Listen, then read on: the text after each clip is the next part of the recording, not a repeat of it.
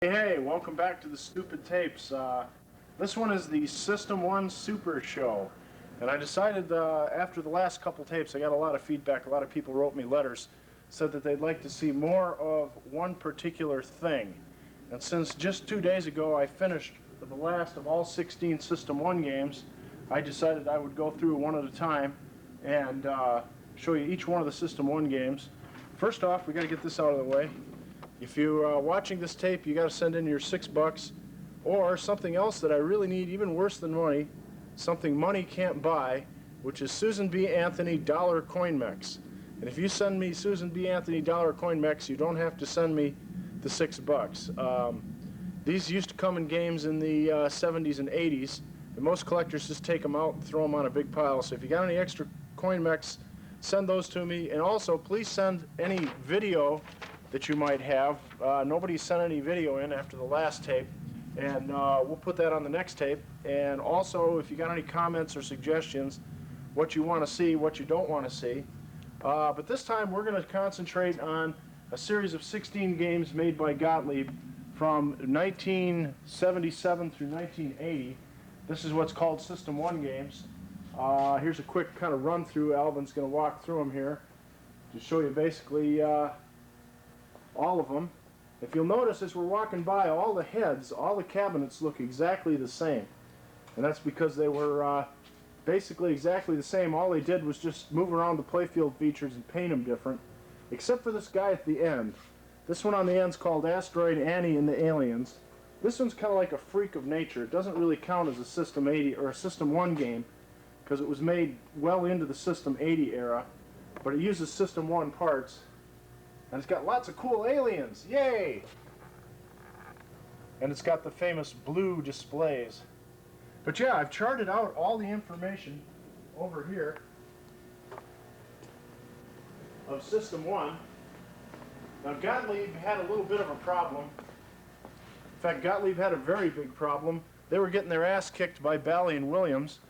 They were still building mechanical games well into 1979, but they were building mechanical games up here in the late 70s when Bally had already brought out games like Evel Knievel and 8-Ball, and they were selling virtually no games.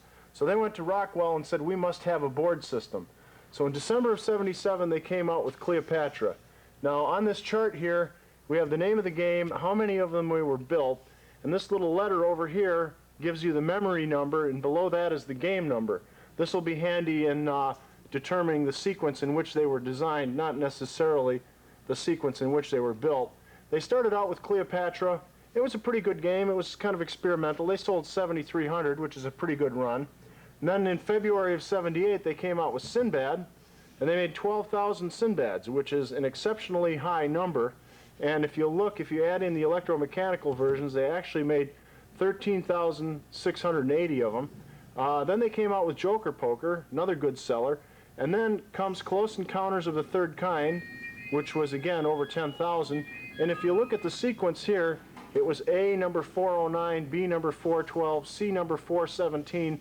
Then they jump all the way up to G and a number 430. Then on the next game, Dragon, they go back to D and 419.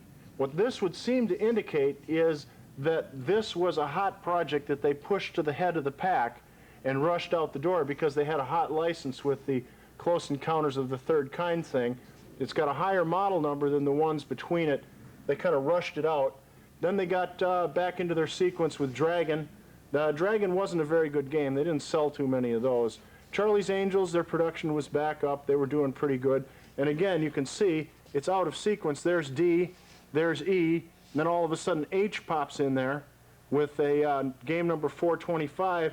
So that's another one where I think they must have had a hot license, and they said, we better jump on this while we've got it. And they rushed that one into production, held back their next game, Solar Ride.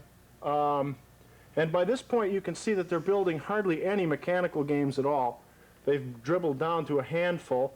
Then in Countdown was their next one, which was F.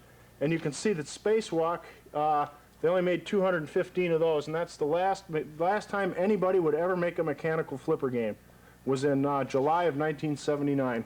From here on, it was strictly digital stuff. Pinball Pool, pretty good game, good seller. Then they started to drop a little bit with Totem, The Incredible Hulk. And the weird thing about Incredible Hulk was that they actually built a few sample games using System 80. So they were experimenting with a new board system as early as Hulk. Then they got into the wide body stuff, Genie, Buck Rogers, Roller Disco. Roller Disco was a horrible game. They only sold 2,400. Torch was another horrible game. They only made 3,880. Then they came out with their System 80 games. They made 6 different System 80 games. And then for some reason, they came out with another System 1 game in December of 80 called Asteroid Annie. They only made 211 of them. That's that one I called a freak down on the end. And if you look, the production numbers for System 80, they start with 653, 654, 652. They're obviously designed in a different sequence. And here's this one that comes out basically 9 months later. It still has its original number here and its original number here. So I think what happened was Asteroid Annie was just kind of sitting around on a shelf, and they finally decided, well, as long as we got it, we might as well make it. Here's some more numbers for all you number crunching number heads. Taking a period of time that System 1 games were made between December of 77 and February of 80, Gottlieb made 15 games. They produced 104,562 games. And during the same period, Williams produced 13 games. It's approximately the same period because the model cutoffs are a little different. So I tried to get it as close as I could. But basically 104 for Gottlieb, 91 for Williams. And here's the big winner. Bally Games down here, they made 17 different games, and they produced 194,000 games. And way down here at the bottom is Little Old Stern, formerly known as Chicago Coin. They only made 45,000 games. So if you cut up the pie, it was basically almost all a Bally game. There'd be almost two Bally games for every Gottlieb game. And if you take the Williams games and the Gottlieb games, they equal the Bally games. So that'll give you an idea of who was king of the hill, who was selling more games. And this probably jives with what you remember, because you probably remember a lot more Playboys and Kisses than you do Dragons and Charlie's Angels. Okay, we're going to stop for a second. We're going to start again on Cleopatra. Hey, we're back. We're looking at Cleopatra. This is Gottlieb's first digital game.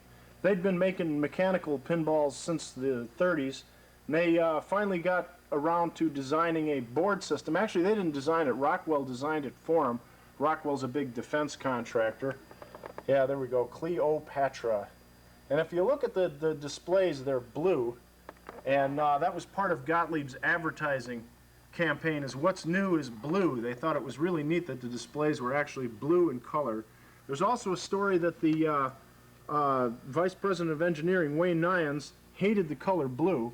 And they got these blue displays, and they decided just to bug the man a little bit. They'd say, what's new is blue. But basically, Cleopatra started out right here. This is the flyer for a Cleopatra mechanical game. And if you look at the flyer, you'll notice that the cabinets are exactly the same. The door is the same. The playfield is exactly the same. The only thing that's changed is you have a bigger, taller back glass, and you got mechanical score dials instead of the digits. And you'll also notice, let's hold this up here like this. You'll notice that Cleopatra in this one is over in this corner, and in the actual digital glass, it's completely different artwork. She's standing right in the middle, and over here is this guy here. He's looking like really horny. He's kind of like looking off over there, trying to check out. Yeah, there he's kind of like sneaking a peek there at Cleo. Yeah. But yeah, that must have been the Beavis and Butthead of the Nile. Kick-ass. And I really like, this is Gordon Morrison art. I really like Gordon Morrison's art. It doesn't look too cartoony, but at the same time, it's very well rendered. Everything's very clean, very crisp artwork. Yeah, look at that cat. That's even worse than Bob the Cat. This was also produced as a two-player game. We have one of those right here, actually in living color. We have the two-player glass. Now this one was called Pyramid. This is for territories that wanted a two-player mechanical game. And again, the artwork is completely different. The horny guy is kind of replaced by this guy over here who's got a posture problem. And Sanctuary! I think this guy's a eunuch because the glass is flaked off right there on his Nubians. But yeah, you get the same boat. Same cat. Same cat, but they just basically decided that, you know, the art had to be completely different. I don't have a two-player pyramid, two-player mechanical Cleopatra, so if anybody out there's got one, you want to bail out on it, give me a call. I would be interested in getting some of these mechanical equivalents. But yeah, this was, I don't know, pretty game. I really liked it. And then they decided they were going to come out with the digital version, and we have that right here. Here's the flyer for Cleopatra, and it says, oh, and there's Prince, the artist formerly known as Prince. Apparently this Cleopatra chick is really into Prince because she keeps putting that little logo there. But this is a really elaborate flyer. It's like 4 pages. It's all color. Shows the Cleopatra again. The playfield's the same. The only thing that's really changed is the back glass. And down here it says, what's new is blue. And it tells you that, oh, you have all these special new features and your displays and all the bookkeeping features. And here's a picture of the whole system installed in a game down there. That's mighty high tech. Yeah, it is. It's full of transistors and stuff. And on the back, this is what scares me, Rockwell. That's right, the people who make the missiles. This should scare you. There's actually missiles out there that the military has that were designed and built by, the electronics were built by Rockwell. So if you can imagine missiles that run as well as Gottlieb pinballs, I would be heading for the hills right now. Just hit the reset button and be quiet. Yeah, yeah. Oh, I'm sorry, the battery's leaked on your missile. It's not going to fire at Russia. It's going to fire at Toledo instead. But Gottlieb honestly thought that they were going to be able to keep building mechanical games as well as digital games. Now here's their monthly newsletter from December of '77, where they actually say, we will continue to make 1 and 2 players and also produce 4 players, both solid state and electromechanical simultaneously. They kind of were of the opinion that this digital stuff is just a fad. That's going to all fade away pretty soon. So we're going to keep building them mechanical games just like Grandpa likes. The color TV is just a fad. Color TV is just a fad. But actually, it does make a little sense because there were a lot of territories overseas where the operators didn't want anything to do with electronics. They liked the mechanical games. So let's get into the... Didn't they have electricity there? They had electricity, but their mechanics were like stubborn and they didn't want to switch over. But the problem was, I was an operator back then. It wasn't the fact that digital was any better. It's just the fact that the digital games made more money. The kids liked them better. So we're going to open up the Cleopatra, give you a big Cleopatra tour now. Again, this was a pretty good game. I got some complaints with it because, again, it started out as a mechanical game and they kind of adapted the solid state to it. There's that famous little Gottlieb tune that it plays every time. You press the start button, it makes that sound, and if you hit the coin chute, it makes that sound. If you look at the playfield on this one, you'll notice that it is a brand new playfield.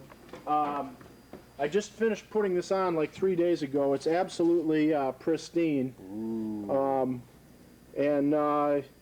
It takes quite a bit of time to put a playfield on if you're into it. Some of the things that I do along with putting the playfield on, you'll look at like these rails here have all been removed from the old playfield and polished. And this piece up here is, of course, got that mirror finish on it. And all this chrome up underneath there has all been polished. So you can't see it too well on the camera. But it's really slick, really looks nice. Also, I put new plastic flipper bats on. If you have any of the Gottlieb games from about 1972 up through 1987, they all use these fat flipper bats. And if you need any of these in the future, you'd better buy them now, because according to the parts guy, the mold that they use to make these flippers has 4 cavities in it, 4 cavities, and 3 of the cavities are filled with rust, and they can only run 1 flipper at a time now. So it's getting limited. It's limited pretty much to once or twice more they'll be able to run that part, and then it won't be available anymore. And you can see how nice this flipper looks with the correct red rubber ring on there and the nice white new plastic.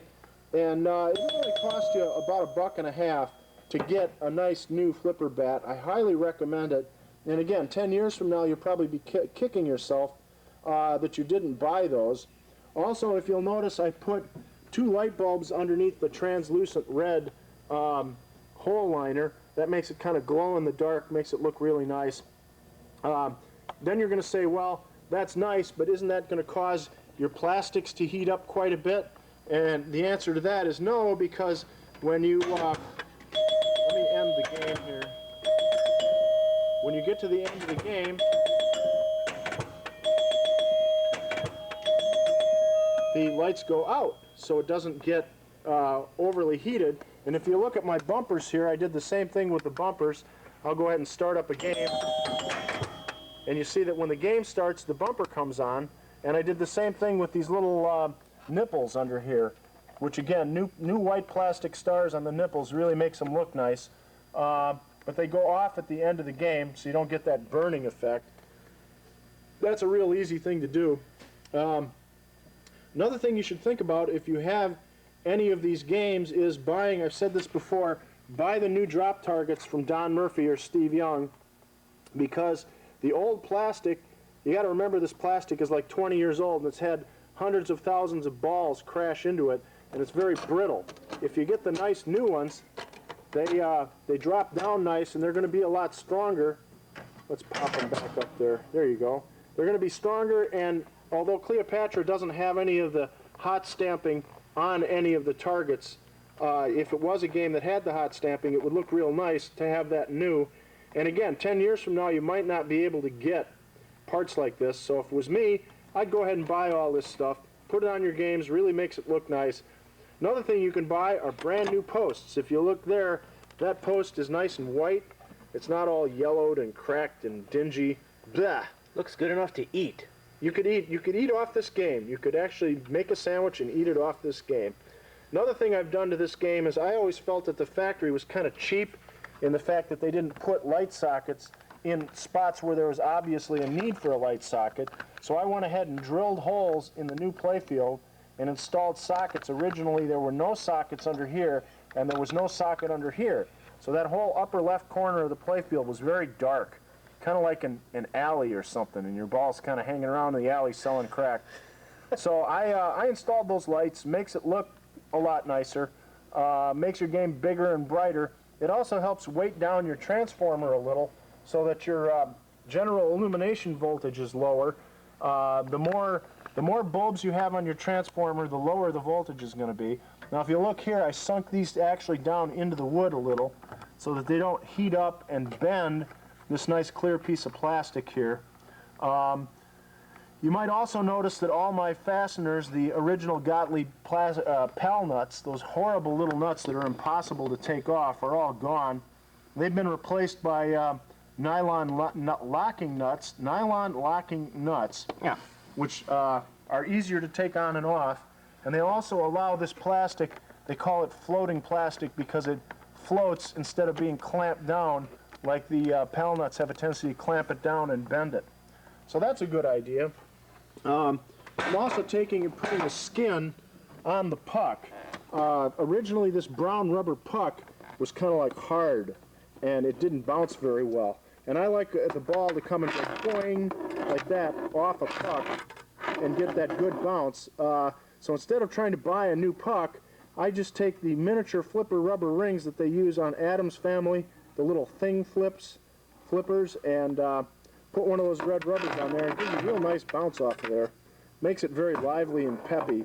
And again, if you look up here, there isn't even that little wear line across the top. That's the sign of a new playfield. Let's open it up, look underneath, see what we got going on underneath here.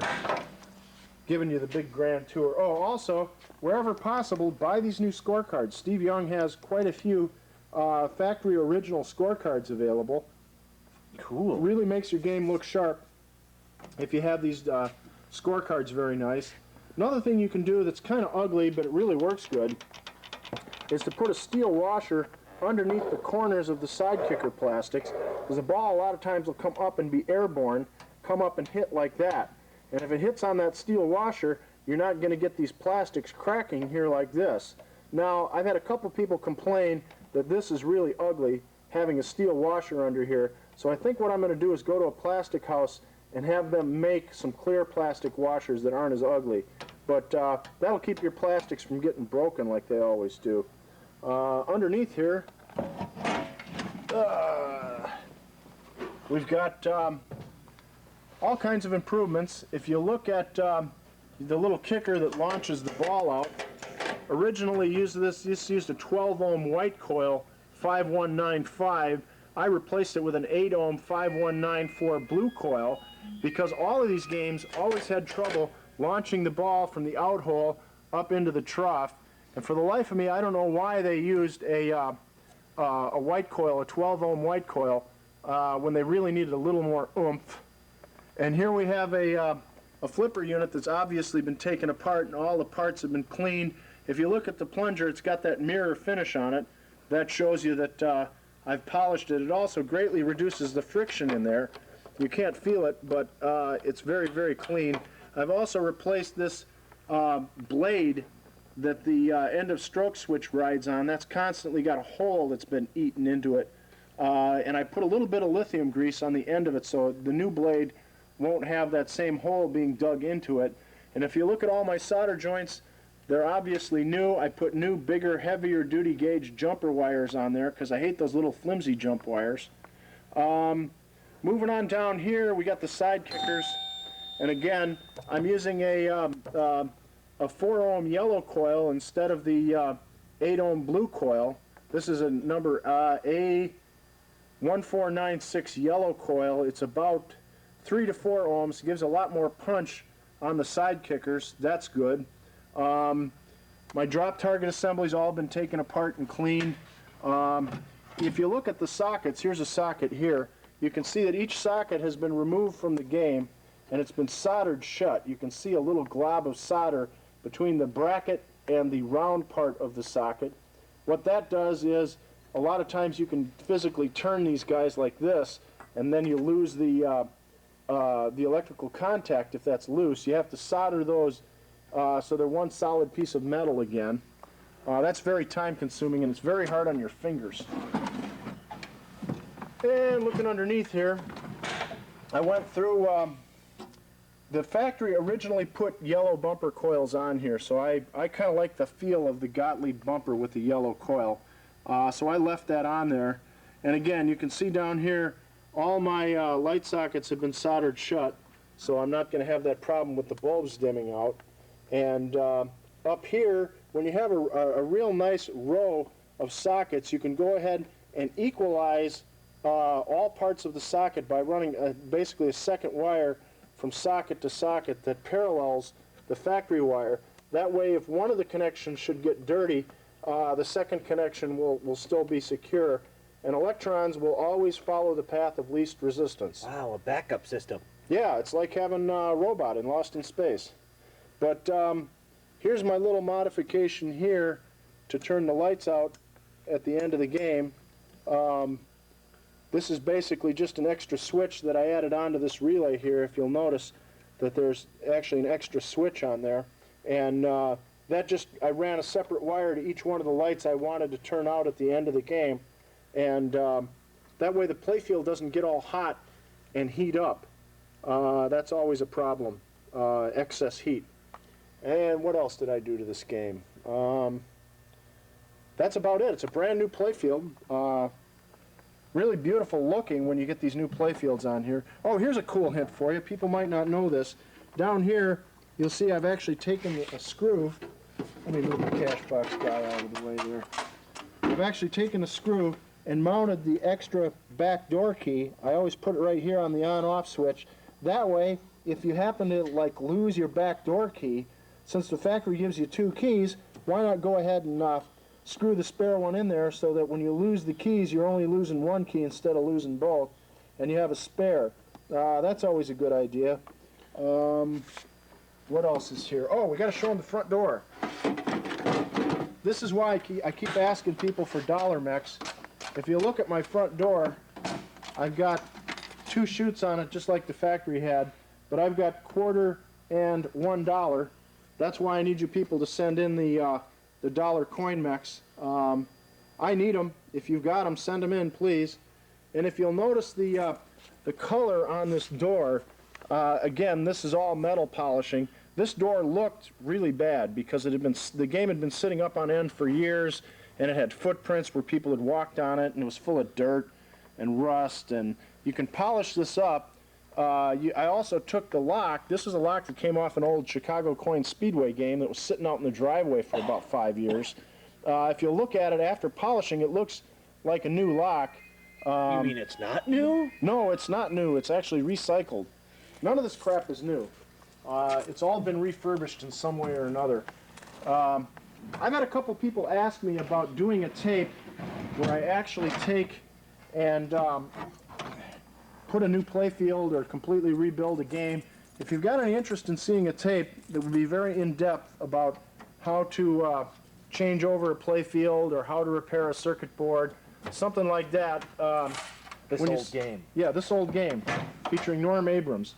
When you send me your $6 or your Susan B. Anthony dollar mix, where's my little thing here?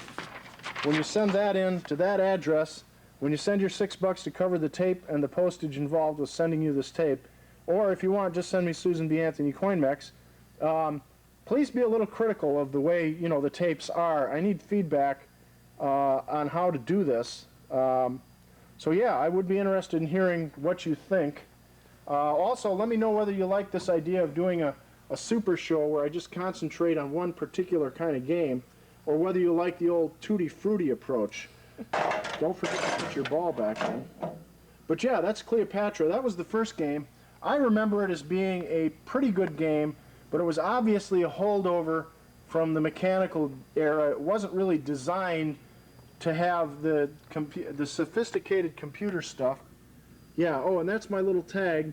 That shows that I bought this new in 1977. I still have the receipt for it. I paid $1,845 for this game in '77.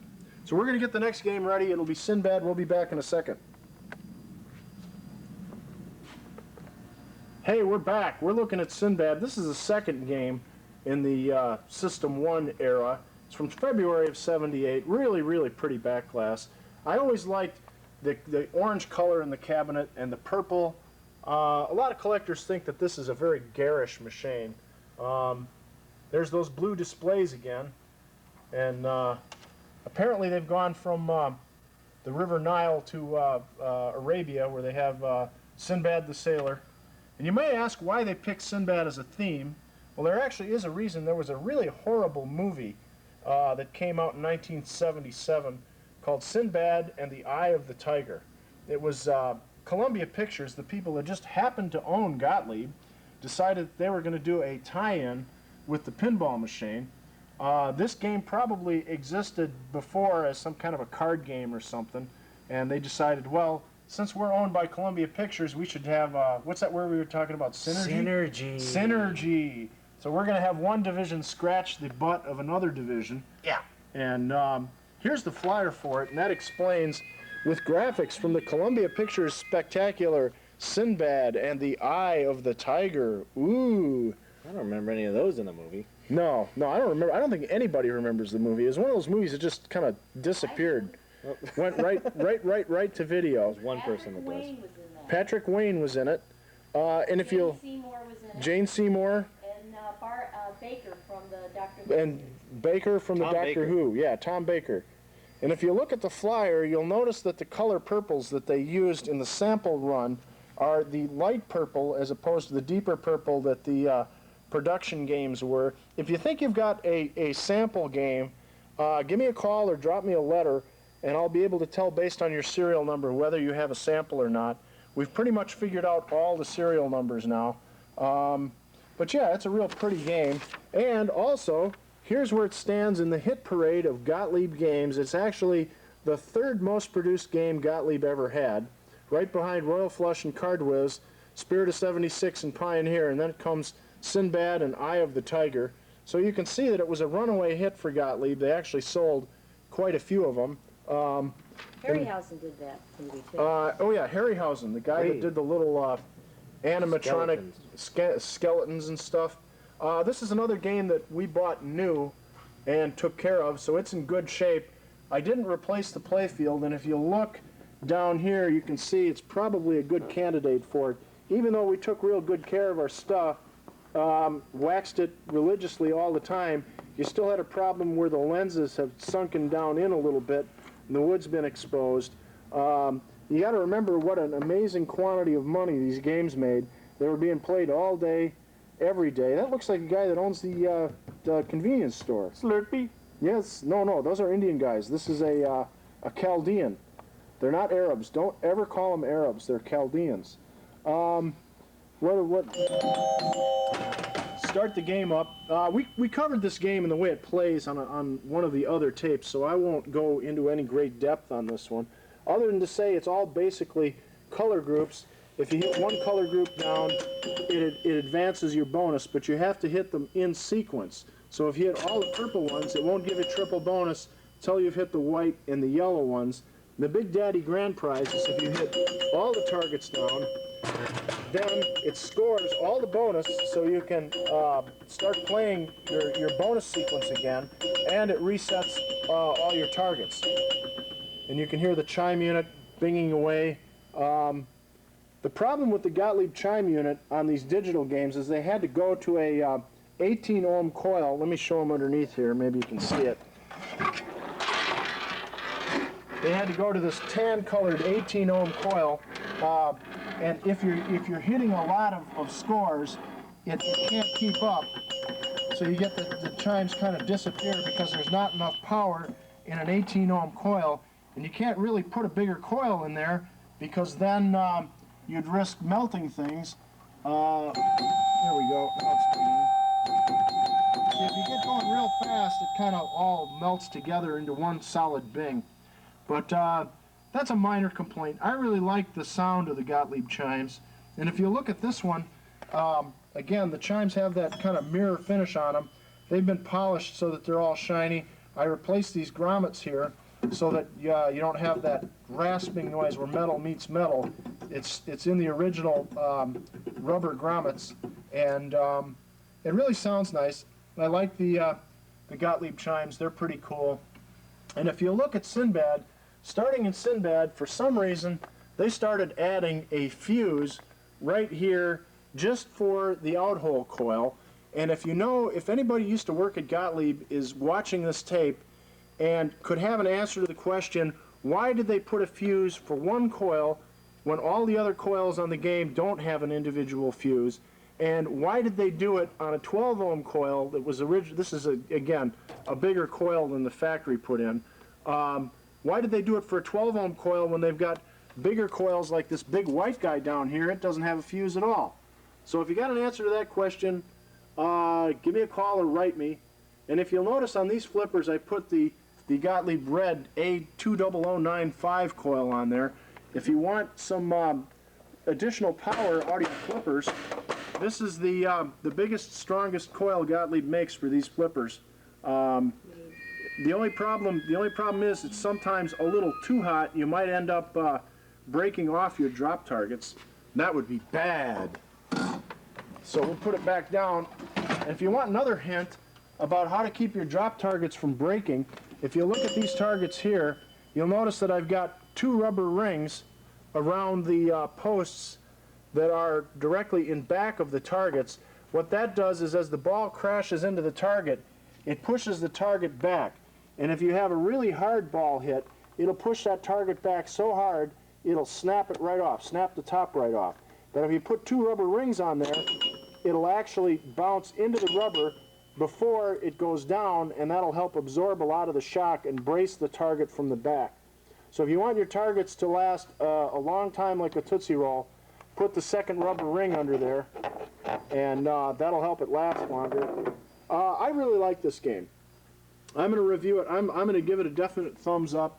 I only grade games three ways. They're either good games, great games, or bad games. I would put this in the great games category. It's got a lot of great shots off both sets of double flippers. If you get a chance to get a Sinbad, this I would say would be in the top 2 or 3 of the System 1 games. Really a lot of fun to play. It's not symmetrical like all the usual Ed Krinsky games. You got a little bit of mix-up. You got one bumper that's higher than the other bumper. You got a really impossible red drop target shot up through that little hole there. You got this neat kind of rampway shot up here to hit all the nipples. You've got a great strategy game trying to build for the color sequences and getting all the targets down, in which case you get rewarded with the big points and it resets itself. Plus, I always like the fact, just like in King Cool, that you could lose the ball between the flippers like that. So you have to be very aware when you're flipping that you don't leave your flippers up or you're going to drain yourself. I like Sinbad. Sinbad also made a lot of money. It was a really heavily played game. A lot of people have very good memories of this game. I vote a thumbs up on this one. We're going to stop, get ready for the next game, Joker Poker. Hey, we're back. We're looking at the third game in our System 1 Super Show. This one's Gottlieb Joker Poker. This one I didn't buy new. This one I actually got. All the ones we bought new were in fairly bad shape, and I got this one from a guy in California, and it was in real nice shape, except for the fact that the reds on the back glass have faded a little bit to pink. So you can see, like down here on the king, you got some problems, obviously, with some sun getting on it. It's faded a little bit. But it's a real pretty back glass. It's got, again, Gordon Morrison is the artist. You can see he's... Chicks. Chicks. They got chicks in bell bottoms with actual bells on the bottom and super cool yellow boots. And they're just kind of sitting around, you know, on a piece of rock out in the middle of space that's on fire, dreaming about cards. And there's all these cards kind of like floating through space. I don't know if it's... LSD. Yeah, LSD. Oh, here's the flower power stuff down here in the corner. So this is what I like about Gordon Morrison. Wherever he had a little bit of extra space, he'd throw in a real cool gnarly tree or a little bunch of flowers or something. It's very detailed, very, very lushly rendered artwork. And instead of just giving you like a score in a hole, he built this little curly-Q kind of wooden outline thing to hold your score like Romanesque. that. Yeah, Romanesque. And if you remember the game Jack's Open, it had, I think, these same three girls in it, and they were on this same checkerboard kind of plane here that's apparently off in space. So I don't know what drugs they were taking to add posters, but this is real good-looking Gordon Morrison art. I really like this game. And as far as a player, it's also a great player. It's kind of like they took Sinbad, which was a real winning playfield, and they decided to adapt it to a card theme. Now, Gottlieb has been famous since the beginning of time for doing great card games. And if you look at the playfield, it's kind of like Sinbad, only it's kind of tilted to the left. The whole playfield is like twisted, and all the targets face kind of to the left, except for this drop target bank here of kings, which faces kind of to the right, and of course has blown the fuse and isn't coming up. Damn, these Gottlieb games just don't run. I hate them. That company should go out of business. This company should be out of business, damn it. It's got a very standard Ed Krinsky bottom with the two side kickers and the return lane. And then you get into the upper part of the playfield, which is, again, tilted this way. And it's the same thing as Sinbad. If you get these targets down, it gives you a bonus. It also scores 5,000 points for each target the second time that you've knocked them down. So there was just the first time. Now they're going to score 5,000 for every target, which on a game that you only need 190,000 for is actually quite a bit of points. And again, Gottlieb drop targets are great. I hate the Williams drop targets and the Bally drop targets. They don't have that snap, that little snap when the target goes down like that. They just kind of like limply go down and sometimes get stuck halfway down. Gottlieb drop targets look good and they play good. I also like the Gottlieb bumpers. I always like the sound feel of a Gottlieb bumper over the tinny kind of plastic feel that Stern and Williams bumpers had. Bally made pretty good bumpers. As you can see, there's a lot of power in there. That ball's really going zipping around there. And if you get up here at the top, A, B, and C, that lights the extra ball. Now, one of my big complaints with all the games from the 70s was that it was every single game, A, B, C, lights extra ball. I kind of got bored with this in like 1973, but they kept making games where A, B, C, lights extra ball. Get the bonus to 15. Then you can get double bonus. It was like the same game for 10 years. But yeah, you can see this one's very clean. It's got these really neat joker targets. If you look on there, they actually made a die for the hot stamping machine that had a little gold joker on it, which is kind of cool. And I like the purple targets. I really like the purple plastic. It looks kind of bizarre. And again, I've gone through and replaced all the stupid pal nuts with real hardware. All my rubber rings are nice and new, so you get that good bounce with the ball. All my sockets have been soldered shut, so they're not dimming and going out all the time. Cleaned the game up real good, made it run good. My opinion of this game is it's also in the great game category. I really like Joker Poker.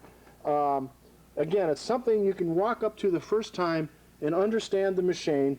All Gottlieb card games were that way. Everybody knows how to play cards. Everybody knows how to play pool. You walk up to it and you say, boy, I'll bet you if I get those tens and those jacks and those queens, I'll get a reward for it. One of my complaints with all these new games is it takes you 2 hours and $20 worth of playing before you even understand the game rules. Here's the original flyer for Joker Poker. Now, Joker Poker was also made in a mechanical version, and it was at this point that the mechanical versions kind of started to disappear. In fact, I'll get a picture. I'll show you in the next game. I'll show you a picture of the Joker Poker mechanical. That's the flyer for it. There's the back. It says, a bright, new, snappy playing card game. So that's good. It's a classic Gottlieb card game that's been adapted to the newer System 1 electronics. We'll be back in a minute with Close Encounters, the next game in System 1. I forgot. Hey, we're back, and this is Close Encounters. This is the fourth game in the System 80 Super Show. Excuse me, System 1 Super Show. If it was System 80, I'd probably have kicked them all apart and junked them by now. System 1 runs a lot better than System 80. I have some complaints about it, but for 30-year-old electronics, it's doing pretty good. This one's got, of course, the flashing mothership from the movie Close Encounters of the Third Kind. And I'll just bet you that Close Encounters of the Third Kind, could that be a Columbia picture? Perhaps. Perhaps. Look at this guy over here. He's like a Maoist or something. He's making the power fist. It says, like, just wait till the aliens land and the brothers take over. Smash the alien oppressor. Yeah, yeah. And here's their direct TV dish here, so they can get 218 channels of movies. Wait a minute, that's RCA, not Columbia. Oh, that's an RCA one, yeah. And they're just all sitting around kind of waiting for the aliens to come down. Very colorful game. Again, you got the mirrored artwork. The glass actually contains mirroring. And what they do on that is they start with an actual mirror. This back glass started as a full piece of mirror, and they etch away the parts that they want to print the colors on.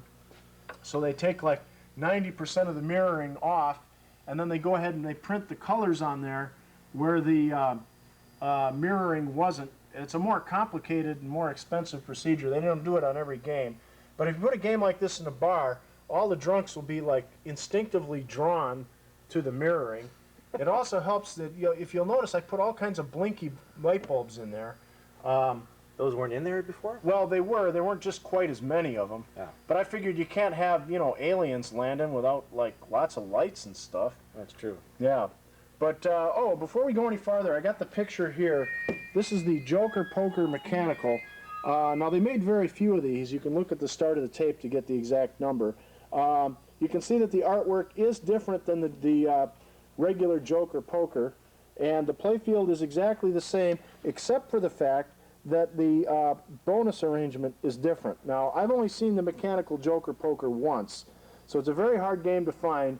If you find one, you're a lucky bucky. I think most of them went overseas.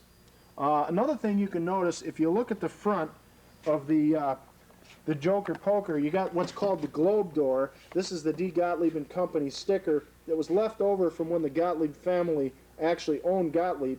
When Columbia Pictures took over and they used up all the globe stickers, they went to what we call the Columbia Pictures door, which has this little, I don't know, what is that, an atomic bomb? I think it's a spiky mushroom. Spiky mushrooms, yeah. They were taking lots of spiky mushrooms.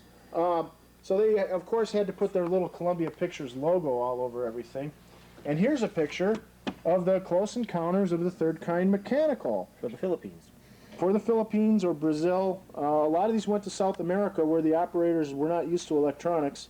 And if you see, the art is completely different. The mothership is like really big, and it's almost takes up the full length of the glass. Looks kind of aggressive. Yeah, it's like coming down at you. And if you look at the playfield, it only has a 2x and a 3x bonus. And then if you look at the actual playfield on the game over here, Snappy editing, huh? yeah, snappy. We ran out of battery, so we're back. If you look at the actual game, it's 2x, 3x, 4x, 5x. For them to do 4x and 5x mechanically would have taken quite a bit of extra circuits, and for a digital game, it's no sweat. Was that a pun? Extra circuit? Extra circuits, yes. But so on the if you look at the pictures of the mechanical versions, or if you should actually play them, you'll notice there are a few play differences as well. This is a new playfield on this guy. If you look, you can see there's like no blemishes, no scars. Cool. These were still available from Gottlieb like up until the day they went out of business, which was like last year. And everybody goes, oh, where do you find all these new old stock playfields? Well, you might like call the manufacturer or the authorized distributor. Where do you get those Ford cars from? I don't know. I can't believe you actually got a fender for a Pinto. Look, I remember you're talking about pinball players. Yeah, these people aren't too smart. Every Cadillac dealer doesn't have any Pinto parts. What's wrong? But yeah, this is Close Encounters. I never really enjoyed the game much. It's the first time that they used the infamous roto target on a digital game. And if you look at the roto target, basically what it does is kind of attempt to spin around and then grind itself to pieces. I'm getting dizzy. It doesn't spin very much because of the mass that's involved turning all that stuff. And you can hit one of 3 different target faces, all that have different values. The star gets you an extra ball or 10x. I never really liked the roto target, mainly because 90% of the time the damn things don't work. And the other percentage of the time is it's too hard to differentiate between shooting for this one and shooting for this one. That's my personal opinion. A lot of people really like roto targets. At the Herb show last year, featuring Tim doing all the work, they had one of these games that had been repainted in the Make Your Own Game contest into an X-Files machine. What they've done is taken this little stainless steel thing here, and if you look at it, it looks almost like an operating table. It's like all clean and steel, and you could put like a little G.I. Joe doll right here, and then you could have like an alien autopsy by just gluing a little rubber alien right on there, and that's what they did. Was there an army cameraman taping this one? No, but that would be kind of cool. So if you want to like customize your Close Encounters of the Turd kind, just kind of put a little alien on there. And remember, we are not alone. I guess that some line had to do with the movie. We don't give loans, I think. Yeah, we don't give loans. Another thing you got to be careful of when you're redoing your playfields, if you'll notice, these little mini posts originally were just screwed into the wood. They weren't bolted all the way through. They made this particular mini post both with a sheet metal thread, which just kind of screwed into the wood, and they also later made it with a machine thread, which would have a nut on the other side holding it tight. Always replace the one with the sheet metal thread with the one with the machine thread. Drill a new hole, and so these things anchor. Every other Close Encounters you'll ever see, this post is physically bent over from years of the ball bashing into it. It's like having a big punk rock concert. Yeah. Close Encounters is a good game. I like it. Here's the original brochure, and again, they were getting real fancy. That looks like a shot from the movie. It's probably from the Columbia Pictures movie, Close Encounters of the Third Kind. And if you'll notice that the noises on this game have changed over from the bing, bing, bing of the first 3 games. The Joker, Poker, Sinbad, and Cleopatra had the mechanical chimes assembly, and when they got into Close Encounters, they figured it wasn't spacey enough. They needed to update it with modern sounds. Mr. Operator. You know these sexist pigs are always putting down Mr. Operator? There ought to be like some chicks out there. There's the back glass. There ought to be some chicks out there that are operating games. We're going to look underneath here. Here's the inside.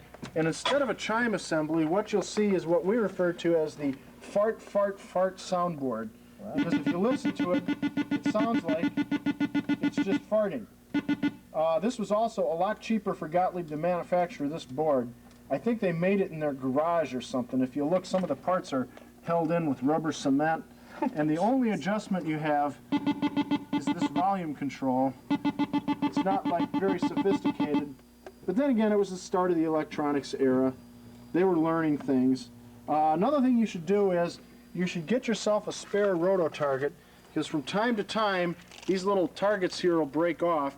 And then what you can do is take your spare, grind these rivets off that hold it in place, and put the new target on your game. I've got 5 or 6 close encounters extra roto targets, so if you need any of these, give me a call. I can help you. Don't drop that on the electronic parts. That would be bad. Another one.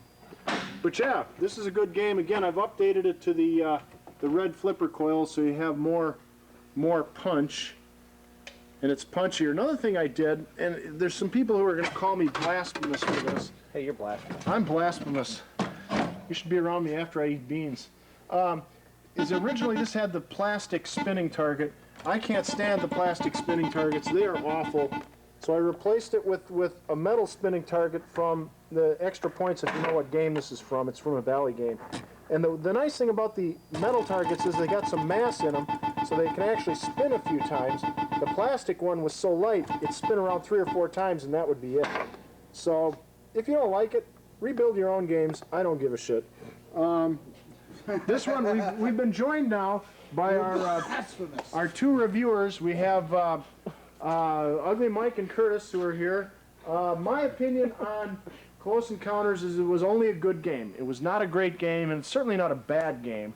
I don't like the fact that there's nothing to shoot for up this left side. That was my main complaint, is that it's all a right-handed game. You got this bunch of goodies here, this bunch of goodies here, nothing up the left side.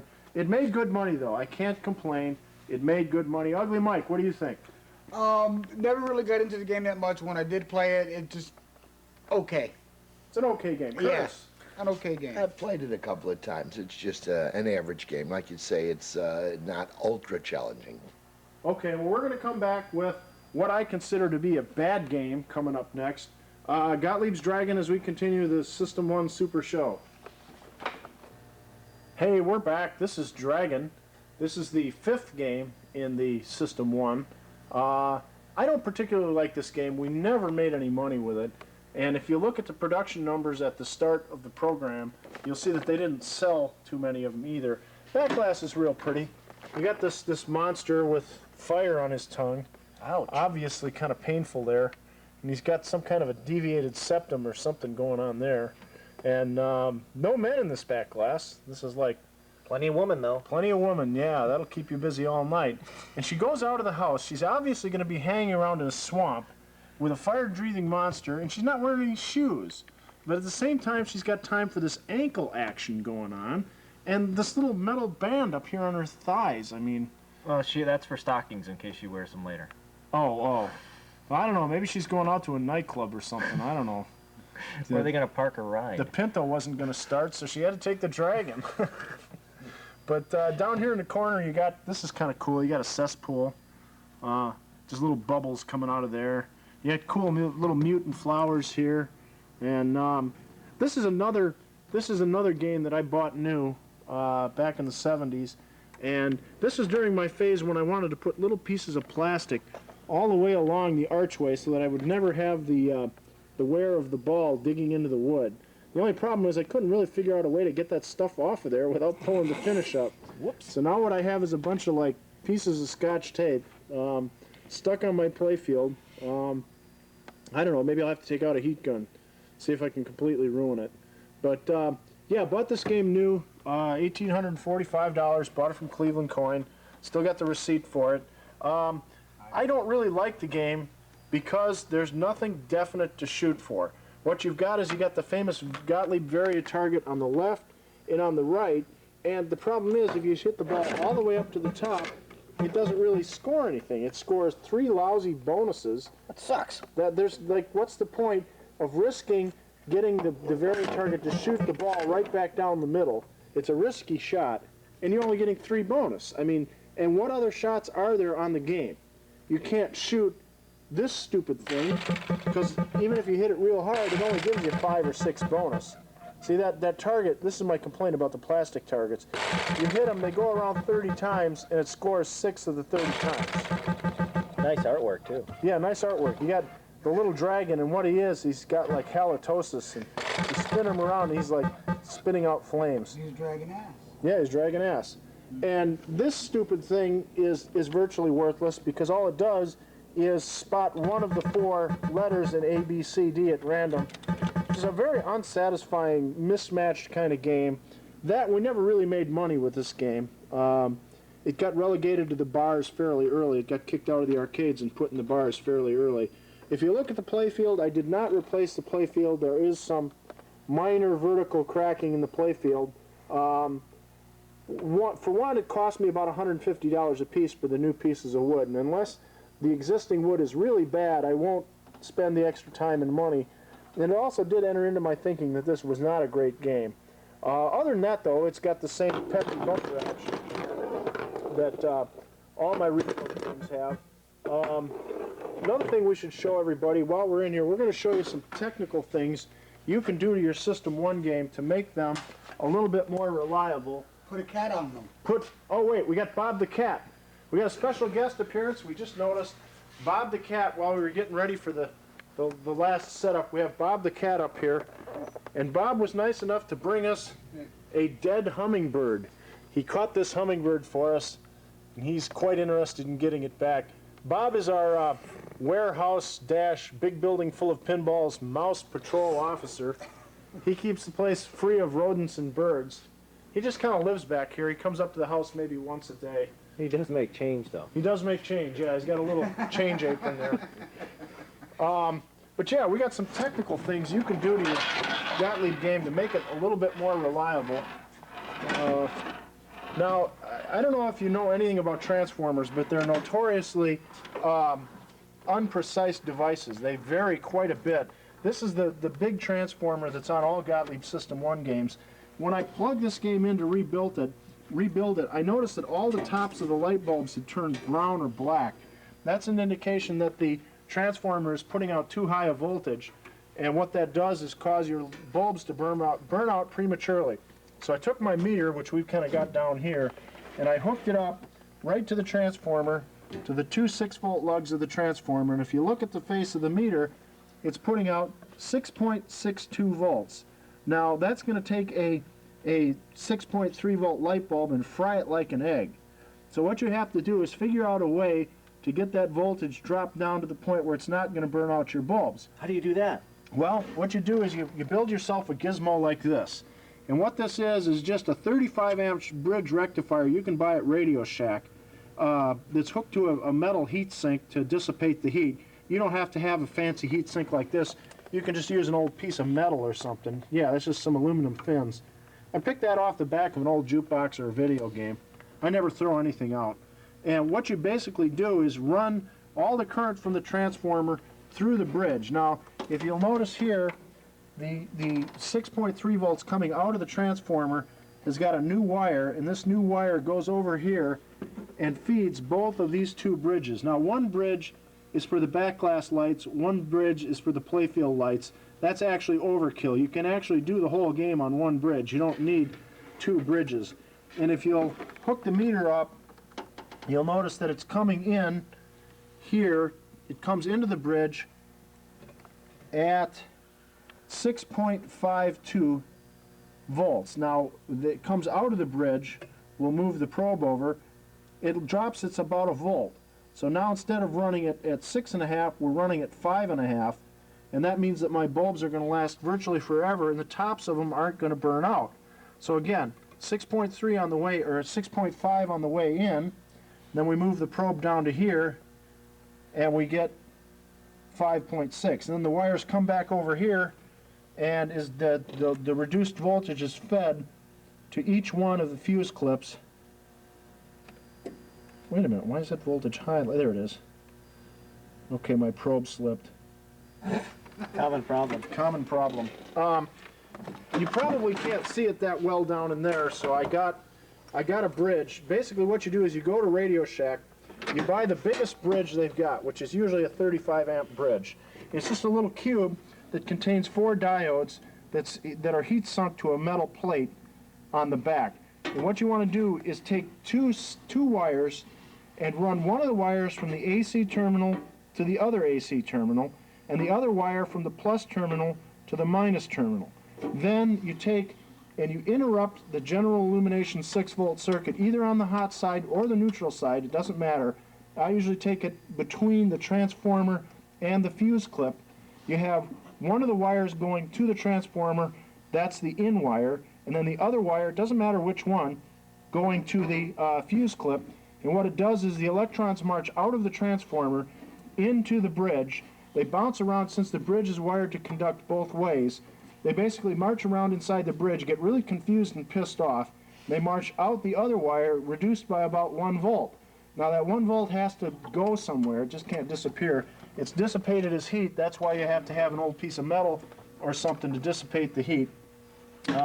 If you don't want to spend a lot of money and a lot of time replacing your light bulbs, you can make your light bulbs last practically forever if you do that little modification. So you put in a 1 volt heater. Yeah, basically it's a sandbag, a dummy load, an additional weight on the transformer. Now you could do the same thing by adjusting the primary side of this transformer and moving it from the 110 volt to the 120 volt position, but the problem with doing that is then you lower the voltage that's available for your coils and you lose flipper and bumper power. So I would much rather burn it off after the transformer instead of restrapping before the transformer. That way my bumpers stay nice and peppy. Another thing I'm going to show you, provided I left the key in the game. Yep, I did. Damn, am I smart.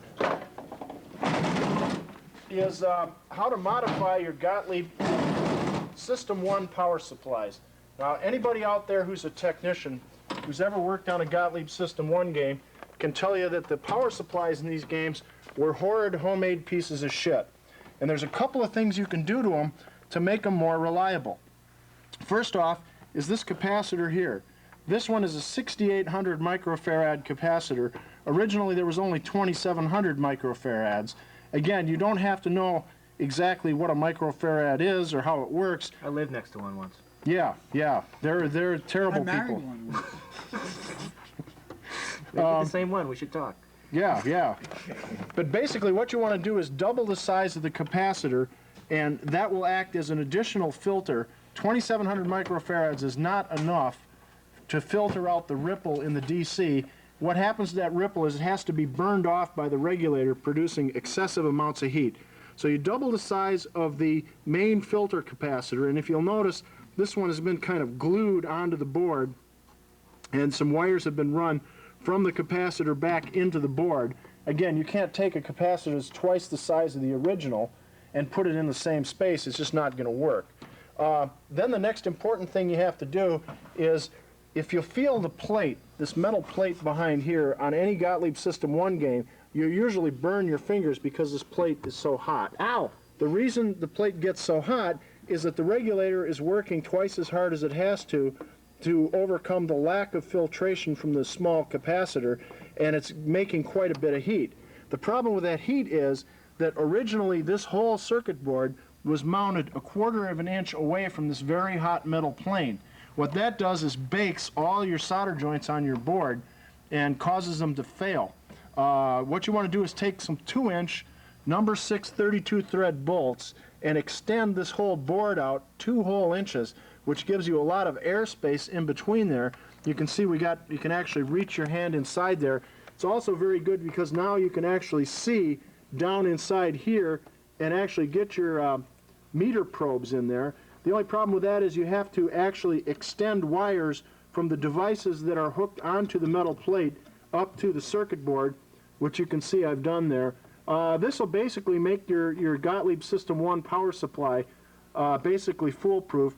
And while you're in there, you should also resolder all the joints, anything that carries power, any of your input connectors, any of your big diodes, any of your little diodes, and all your capacitor joints should be refloated because years of extreme heat from this back plane have caused the joints to fail.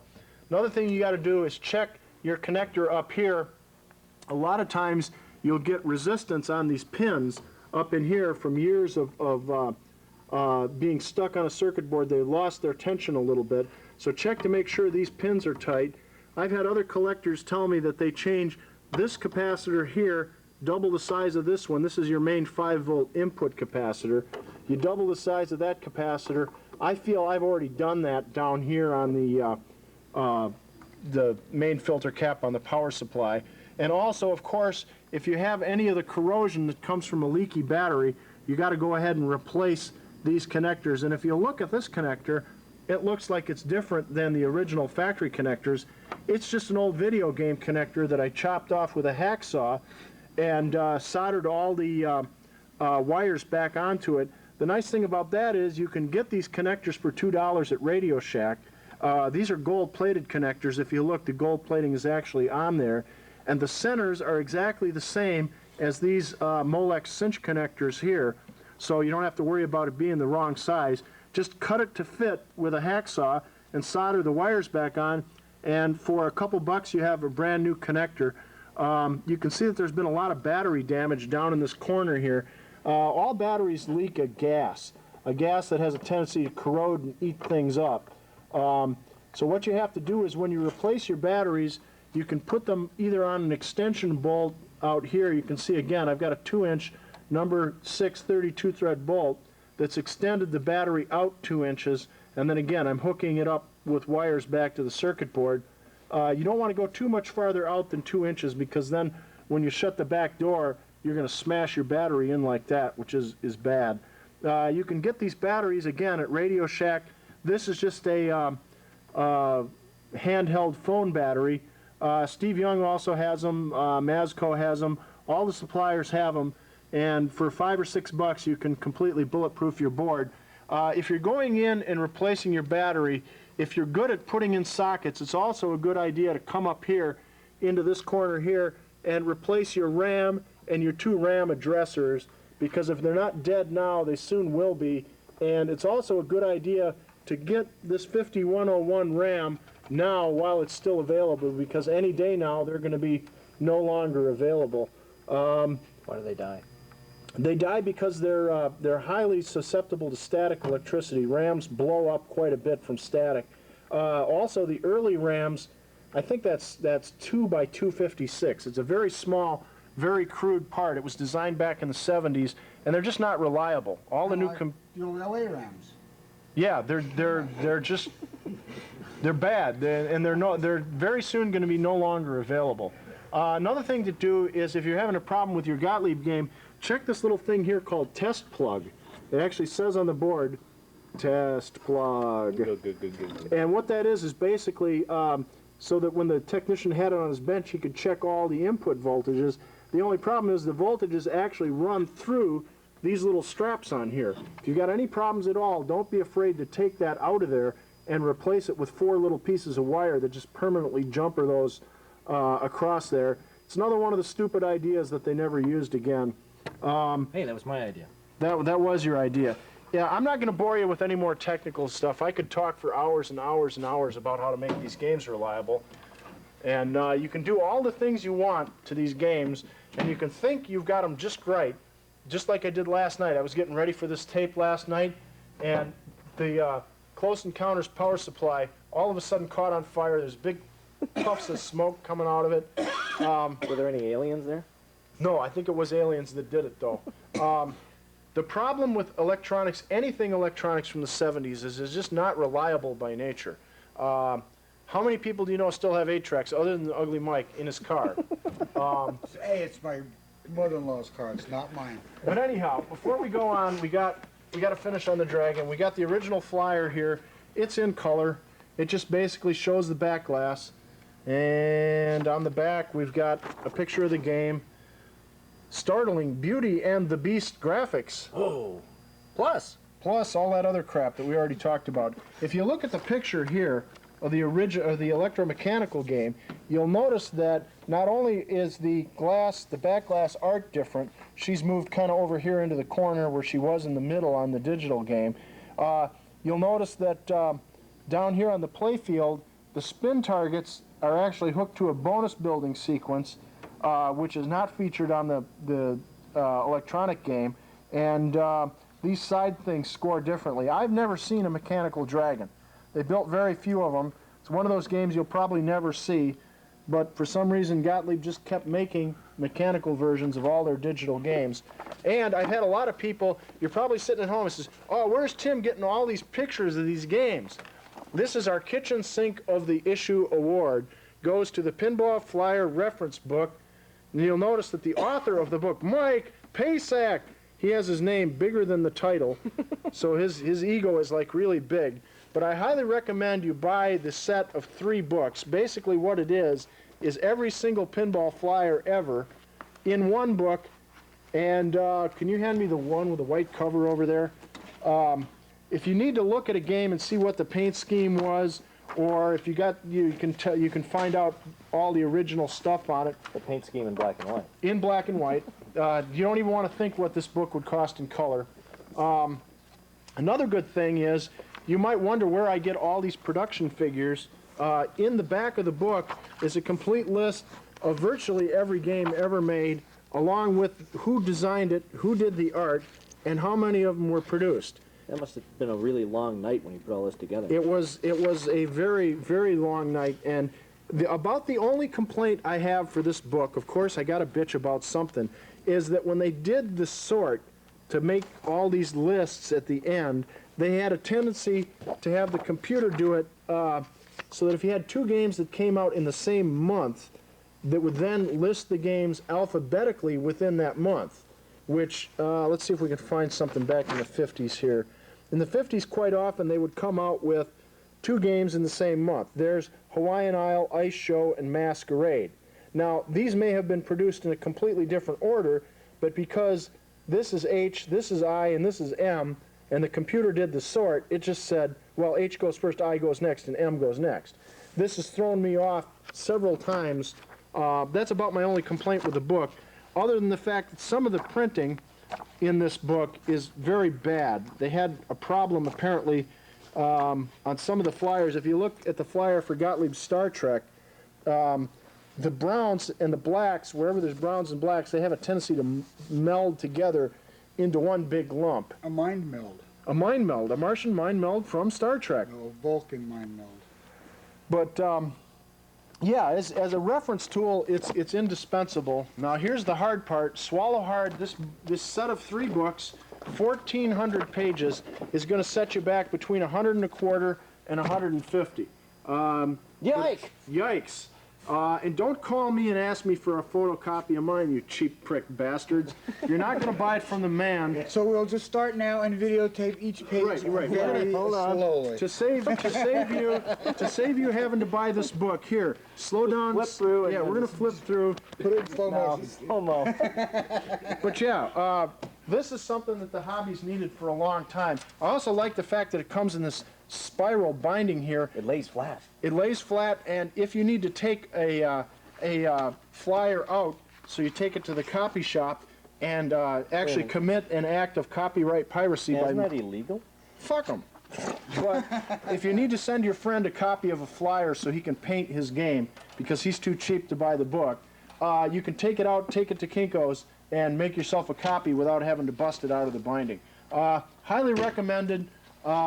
It could have been better, but then again, it's real nice to have what it is. And how do they get those books? Who do they talk to? There's an ad in all the pinball magazines, the Pin Game Journal. Oh, I said that guy's name again. Those magazines that I can't speak of. That's my kitchen sink of the ward of this issue. We'll be back in a couple minutes with Charlie's Angels.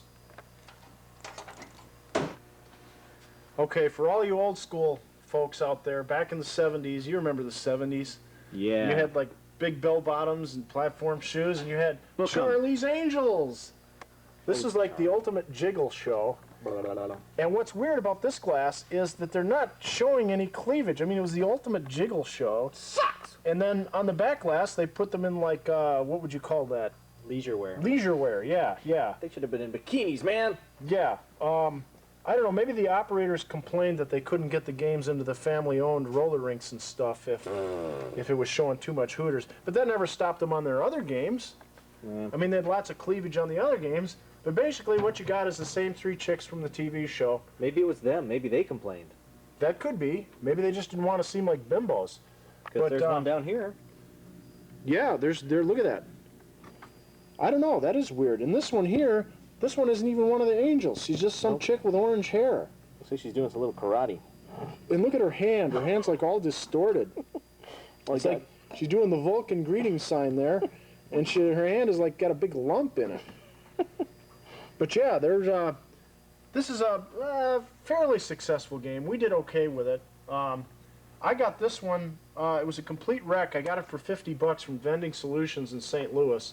The glass was gone. This is a glass I got from Steve Engel. I put a new playfield on it.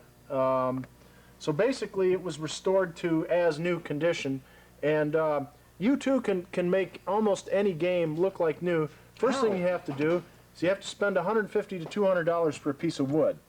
And then you have to spend $100 to $200 for a sheet of glass. Then you have to put in 40 to 60 hours of your labor at a minimum of $10 an hour. Plus you have to buy the original game. Plus you have to buy new posts, new flippers, new plastics, new targets.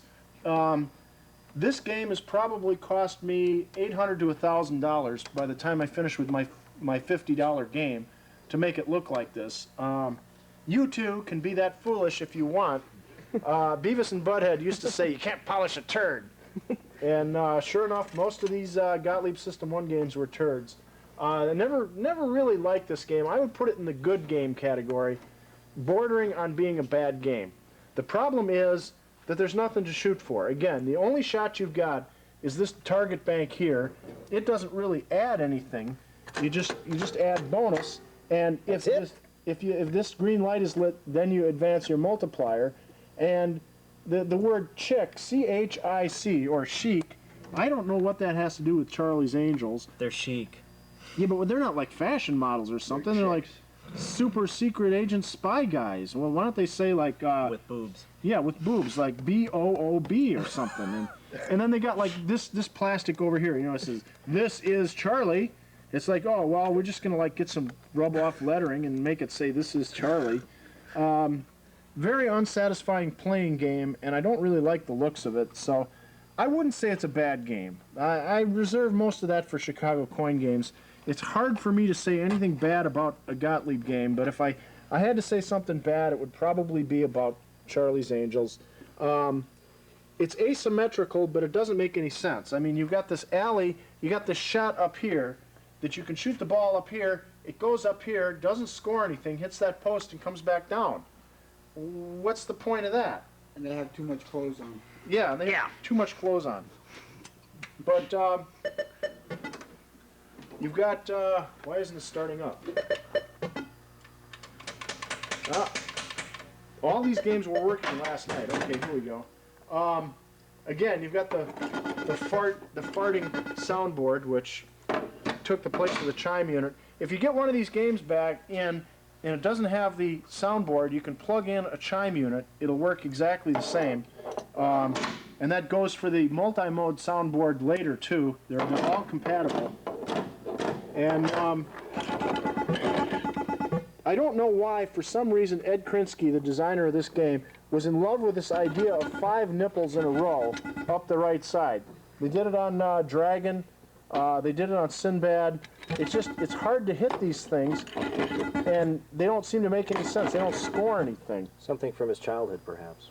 Perhaps. Maybe it has something to do with nipples. I don't know. Rollover buttons. But this game was, again, made both in a digital version and in a mechanical version. And here's the flyers. Here's the original color flyer here.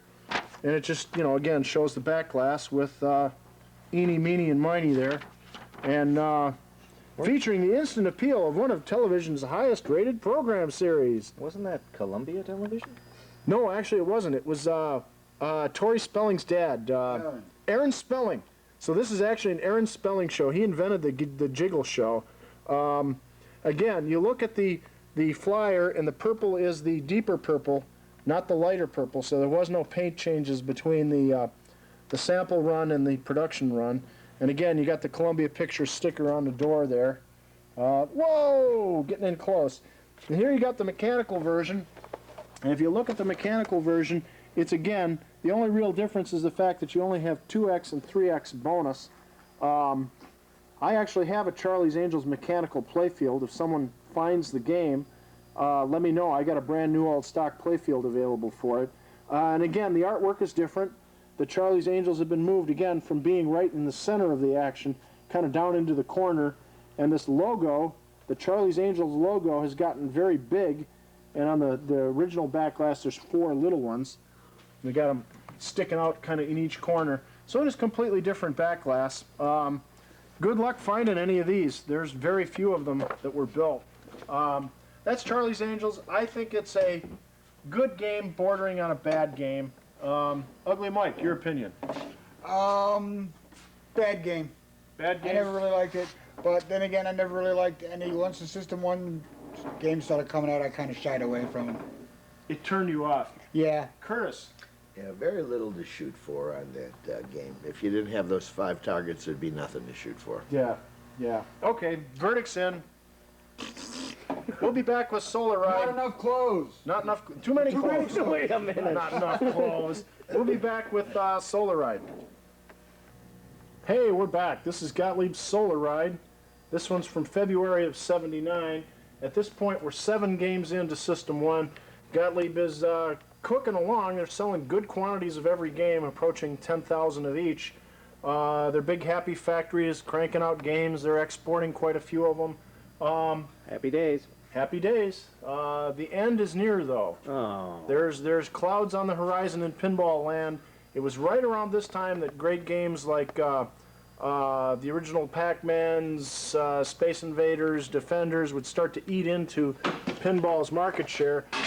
This is a real good-looking back glass. This is classic Gordon Morrison art. Mirror. You got the mirroring again. You got some woman with some damn hippie's face right in her crotch there. Who is that guy? That's some guy. Get him off of there. You're facing my glass. Very colorful game. Again, the obvious care that went into this artwork. This is real stunning artwork. She's holding a wrench. She's holding a wrench.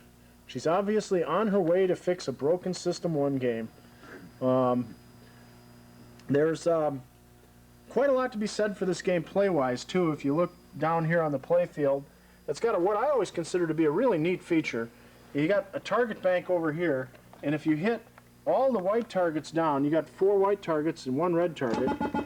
If you hit all 4 of the white targets, it lights the remaining red target for a special. You hit that, you win yourself a free game. Then, you're usually used to these targets like immediately resetting, but to be a little bit more sly, the designer Ed Krinsky put this hole up here that says reset drop targets when lit. So the only way to get your targets back up is to land it in that hole. And then it also goes ahead and scores your bonus for you. So it's one of those games, those classic Gottlieb games where you try to build up the bonus. Now see, I'm going to hit the red target. Oh, that ruined the special for me. So now the special's gone. Also, you can advance your bonus multiplier, unless I hit that. Along the top, you have 4 lanes up here. Advanced bonus multiplier when lit. Right now, I'm on 3x, so I can go to 4x and then 5x. And if you can get 20,000 bonus built up with 20x, you're looking at an instant free game just for hitting the scores bonus hole or draining down here. Again, you got another hole over here that will reset your drop targets. And again, I've put double light bulbs underneath the red plastic so they have that kind of glowing effect. And up here you got a little slide little gate up here that the ball can go through. That scores quite a few bonus. And again, all the metal work on this game has been polished to give you that mirrored finish. And I'm showing you all these beautiful parts, and I got my hands that are like all torn up from using the grinding machines and stuff. And again, if you have Makes the machines look all that much better. one of these posts, I would severely recommend that you replace these posts with the ones that bolt through with a machine thread. They're available, either pick them off scrap or you can buy them from one of the pinball suppliers. And again, there's lots of chicks, lots of color. This is my idea of what a pinball machine should look like. It should be bright, it should be colorful. The playfield is kind of symmetrical because the top part here is symmetrical, this part's symmetrical, but you got different stuff on the left and different stuff on the right. It's also got 2 flippers down here, and again, you can do that thing where the ball goes like that and you're screwed. And it's got the 1 flipper in the return lane right there. I would say this is not a great game, but it's definitely in the good game category. And we have the original flyer right here. That's for all you flyer nuts. No, it's counting down my bonus. Say I hit 20,000 bonus at 5x. And that's quite a thrill when you're playing the game to hit that. There's your flyer right there. And the back just has the copy of the back glass. And there was also a mechanical version. They would only make one more mechanical game. This is the Solar Ride Mechanical. Again, it's a 4-player. And if you look, the glass is just about completely different. She's got the horse down here.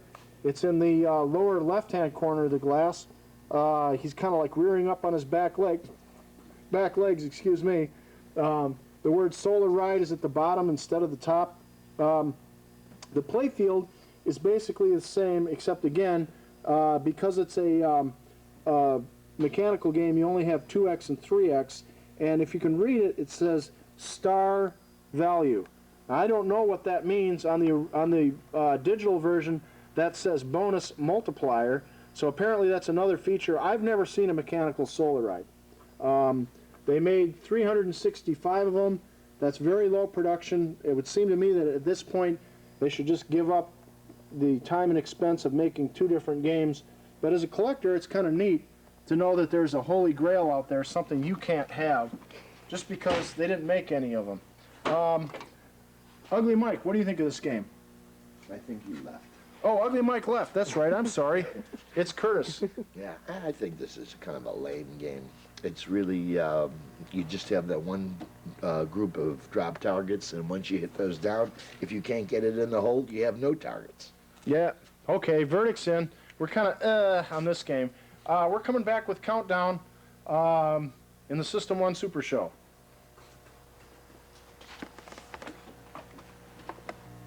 Hey, we're back. This is a Gottlieb Countdown. It's kind of a perverts in space game. If you look at it, the guy's like along there in space, and he's got his little suit on, and right outside his window, apparently there's like no atmosphere in his spaceship because he's got to wear a suit. But meanwhile, the woman who's outside his window is like apparently covered in effervescent bubbles and is existing in space without blowing apart. Well, how do you know this isn't a submarine and she's not a mermaid? Oh, now there you go. Maybe that's a pressure suit so he doesn't get the bends. And she's like some kind of a mermaid. But again, she's got enormous, what do you call those? Personality. Yeah, enormous personality. And you can see he's obviously excited because he's reaching for his thruster. Again, very detailed, very lush artwork. I dug this out of a barn in Holton, Michigan, from a Holton Music Company. It was all you can haul away, $50 a game. This game was so wretched they'd actually mice had eaten a piece of the wood away. These are hungry mice. They were hungry mice, and I got a new glass for it. Again, a new playfield, and I actually won a trophy for this game. At the Phoenix Pinball Show in '94, took Best of Show. So damn, I'm good. Real pretty glass, and the thing that I like about the game is the playfield layout. To me, this is a classic target game. You got 4 banks of targets, again, all color-coded. The biggest idiot in the world can walk up to this machine the first time and say, green, yellow, red, blue. And you must get them in order, green, yellow, red, and blue, to build your bonus multiplier. So if you start the game out and you happen to hit down all 4 of the yellow targets, that won't do you any good. It won't advance your multiplier until you get the green targets. Then it'll give you both your green and your yellow. So it's one of those things where you're constantly trading off between, well, do I want this shot here, or do I want this shot here? your strategy is changing quite often and quite quickly on this game. It's also a symmetrical game. If you drew a line up the middle of the playfield, the right half is exactly the same as the left half. About the only difference is you got an extra ball on this one and a special on this one. If you get your bonus all the way up to 20, you can score the bonus by hitting this hole up here at the top. It's a good basic shooters game. Anytime you have drop targets, and drop targets, that's what Gottlieb was famous for, drop target games. Also, it's a real colorful game. I mean, you've got like swirling space clouds or whatever the hell it is. And you've got... They just emptied the tanks. Yeah, that's the ballasts coming out there. And you got a chick with way too much blue eyeshadow. And she's kind of got like... I find that appealing. Red and black hair. Yeah, kind of punk with the red and black hair. But, yeah, you got a real neat space scene where you got like outcroppings of rocks. Those are carrots. Oh, I'm sorry, space carrots. And it's a very good-looking game. It's a good playing game. You've got definite shots. I also like the little flippers. I like the fact that it's got both the big flippers at the bottom and the little 2-inch flippers at the top. A lot of operators took these 2-inch flippers off, and since the mechanisms are the same, they put in the 3-inch flipper. To me, that ruined the skill of the game. I like the fact that this is a short flipper, and it is a little harder to make your shots. Yeah, you can't play pinball unless you grunt. Countdown, I would put this in the great game category. I always enjoyed the machine. What's the idea with the chicks without eyes here, though? Where? Oh, that's right, she's missing an eyeball. Damn, I never noticed that. Kind of spooky. Ugh. Maybe she's possessed or something.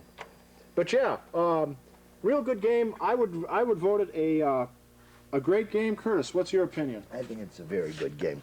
You have a lot of drop targets to shoot at it in this game, and it's a very good game. Very good game. One problem you might notice, though, back here, is if you look, originally Gottlieb put blue paint over the glass, and of course, every time you find a glass, the blue paint has been scraped a little.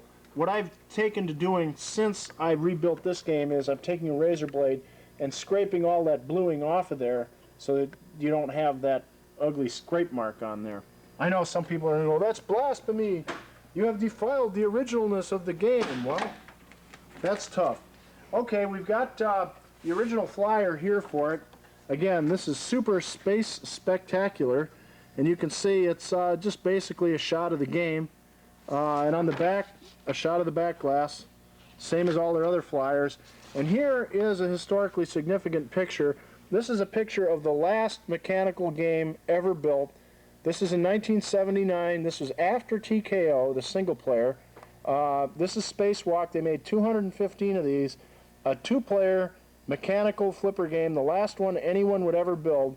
It's not the last piece of mechanical equipment. Bally was making mechanical bingos as late as November of 1981. It's basically a countdown in a mechanical version. I actually have a Gottlieb Spacewalk. I have serial number 78 out of the 215, and there's a guy in Australia that has another one. This is a photo that they took at the Gottlieb factory. It's like they took a corner of the factory, put a sheet down. It looks like it's levitating. It looks like, yeah, it's like it's kind of floating in space there. And they just, apparently they weren't going to do a flyer for this game. They just kind of snapped a picture of it and said, well, snap the picture, throw it in the files. If you find a Spacewalk, the glass is different, even though it looks the same. He's got a little more curly hair and he's blonde. And on the countdown, he's got kind of like blue hair and it's straight. And he's not reaching for the thruster in the same way if you look down here. So it is a different game. Someday I'll have the two of them up and side by side so you can look at them and play them. We'll be back with another real good game that I like called Pinball Pool. Hey, we're back. This is Gottlieb's Pinball Pool on our System 1 Super Show. We're doing all the games in chronological order. This again is Gordon Morrison artwork. You can see on the back glass you've got two babes with obvious talents. One's got really cool purple boots on, and they're playing pool against some kind of a robot creature there. Domo arigato, Mr. Roboto. Yes, yes, there he is, right there. It's Kilroy. But he's got his big antenna. He's picking up his messages on his big antenna. So he's obviously a horny robot. It's a good-looking glass. I like it. It's very symmetrical. It's also the first Gottlieb game that there is no mechanical version for. And Albin just pointed something out, that each one of these score areas has a little smiley face, 4 little smiley faces, except for the third player, which for some reason, he's just got like a big laugh going on there. So that's kind of weird. Yeah, very good looking. You're playing on an old style pool table there. You got the mirroring on the back glass. Ooh, fancy. If you don't watch out, you might see Ugly Mike, except he left, didn't he? But down on the playfield, again, it's a classic Gottlieb targets game. Targets, targets, targets. This one, Curtis, what game does this remind you of in the mechanical era? Looks like a little, the mechanical era? Yeah, this is a rip-off of a mechanical game. Okay, I was thinking of something else. You threw me now. Hot Shot, Big Shot, Pro Pool. Okay. Another very high production Gottlieb game. This one has got the same bank of drop targets, and each drop target corresponds to a pool ball. Again, the problem I've got with a lot of these newer modern games is that nobody knows how to play them, but everybody knows how to play pool. Oh, shoot 9 ball. Oh, shoot 10 ball. Shoot 11, 12 ball. Real easy to understand, and again, it's a symmetrical game. Left side is the same as the right side, and up the middle you have the infamous 8-ball shot. So all you have to do is hit the passenger ball, and it goes up and collects your 5,000 and gives you your 8-ball. You also advance your multiplier just by hitting this hole up here. Every time you hit that hole, it advances your multiplier. Not a lot of artwork on the playfield itself. You've just got one of the 2 girls, and you've got the robot. Nice complexion on the girl. Yeah, she's got wood grain on her face. This is another new playfield. Again, I looked at all my games, and I decided which ones I was going to need new playfields for, and I basically spent about $1,200 on plywood, basically for a bunch of little hunks of plywood with paint on them. But yeah, I've got the only complete collection of System 1 games in real nice shape. Another cool thing about this game is that if you've got targets on the left side and targets on the right side, if you hit the even numbered target on the right side, the computer will dump a corresponding even numbered target on the left side. So if you pull back to a shot that's wide enough to get both the left and the right, Yep. I'll hit the 10 down and the 6 will go down. I'll hit the 12, I'll collect the 4. 14, I'll collect the 2. On the odd numbered balls, you're on your own. The computer doesn't give you any help with that. That's kind of a neat feature. I always liked the fact that I would shoot something on one side and something would magically go down on the other side. Really neat feature that was. And yeah, you got little green, that's supposed to be a pool ball in the middle of a pool ball rack. And what do I have to do here to get the reset? There we go. Now it's going to score all my bonus. Reset. Then it resets my targets and I can start out again. Very basic, simple shooter's game. Bally was starting to veer off at this point into games like Xenon and Flash Gordon and all sorts of weird, very complicated playfields. I like the good, simple, basic mechanical stuff of Pinball Pool. I would rate this a great game. Curtis, what do you think? I'd also agree with you, Tim. Very good game. Very, you got a very lot good to game. shoot at. Very good game. Lots of stuff going on. And hey, if you've ever wanted to play all these System 1 games, all you have to do is show up at the Herb Show featuring Tim doing all the work. Now, this is the official flyer for the Herb Show featuring Tim doing all the work. That is the name of it now. July 24th, 25th, and 26th. The rocket scientist Herb that thought this up said, why don't we have a show in Vegas in the middle of the summer? So that's fine. I'm going to bring over all 16 System 1 games and put them in a row so you can actually play them. If you're interested in the Herb Show featuring Tim doing all the work, you'll find this form in any one of the pinball magazines, or you can call Herb at 818-761-2255. They're also going to have other things like it says, a technical contest, and they're going to give away new pinball machine, although last year they didn't. There was some people pissed off at Herb about that. The manufacturers will be there with some new and test games. There'll be some obscure games you've never seen before. And, of course, it gets you the hell out of your town and in Vegas. And speaking of which, if you're watching this tape, you owe me $6 or some SBA CoinMex. There's the address again. And also, I want criticism. I want you to say what you don't like about the show. I don't like your tie. What? Oh, I'm sorry. I got food stains on my shirt, too.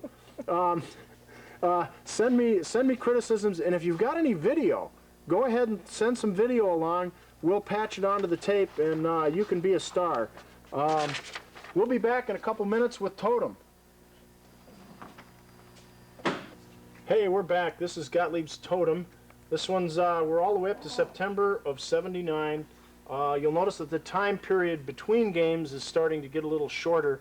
That means that they're selling fewer games, which means they have to crank out new models more often. It's like I say, it was the handwriting was on the wall. Pinball was starting to be hurt quite a bit by the video game thing at this point. Very beautiful back glass, though. You got some Indian Brave guy who's obviously had too many magic mushrooms. You can see, again, his eyes have rolled back up into his head. All you need is a little bit of drool coming out of his mouth there. He's seeing a vision. I don't know, looks kind of like Fred McMurray from My Three Sons. It's like kind of melted into a pool of plasma. Chip, Charlie, Robbie. And he's very colorful. And There's more guys in there. Look, there's more guys as you go down. Where? Faces. Right there. Oh, there are There's a other face. faces. There's a There's face another there and a face. face there. And another face down here. It's a psychedelic freakout. So yeah, it's obviously you got some other stuff going on. You got the magic masks and the two totem poles, and a lot of players or collectors complained at the last Herb show that I take and put these silly little stickers all over the back glass so you can't see things. Actually, there's an ulterior motive why I do that. There was this guy from Germany who came over to America and went to a collectible show and took pictures of everything. And then he went back to Germany and he published a book based on all the snapshots. And there's nothing really wrong with that. If somebody wants to publish a book about pinball machines, I'm game, but they ought to at least be honest enough to ask me. So what I do is I deface every glass by putting something on there, so they just can't run in and take a bunch of pictures and not give me a kickback or something. Give me some free books or a t-shirt or something, damn it. Bastards. Yeah, cheap prick bastards. But yeah, very, very beautiful back glass. I have nothing bad to say about Gordon Morrison as an artist. Really pretty stuff. And very detailed, very fine line work. Down here on the playfield, it also looks like somebody was on some kind of a drug. If you look at the whole playfield, it looks like it's been taken and kind of turned this way.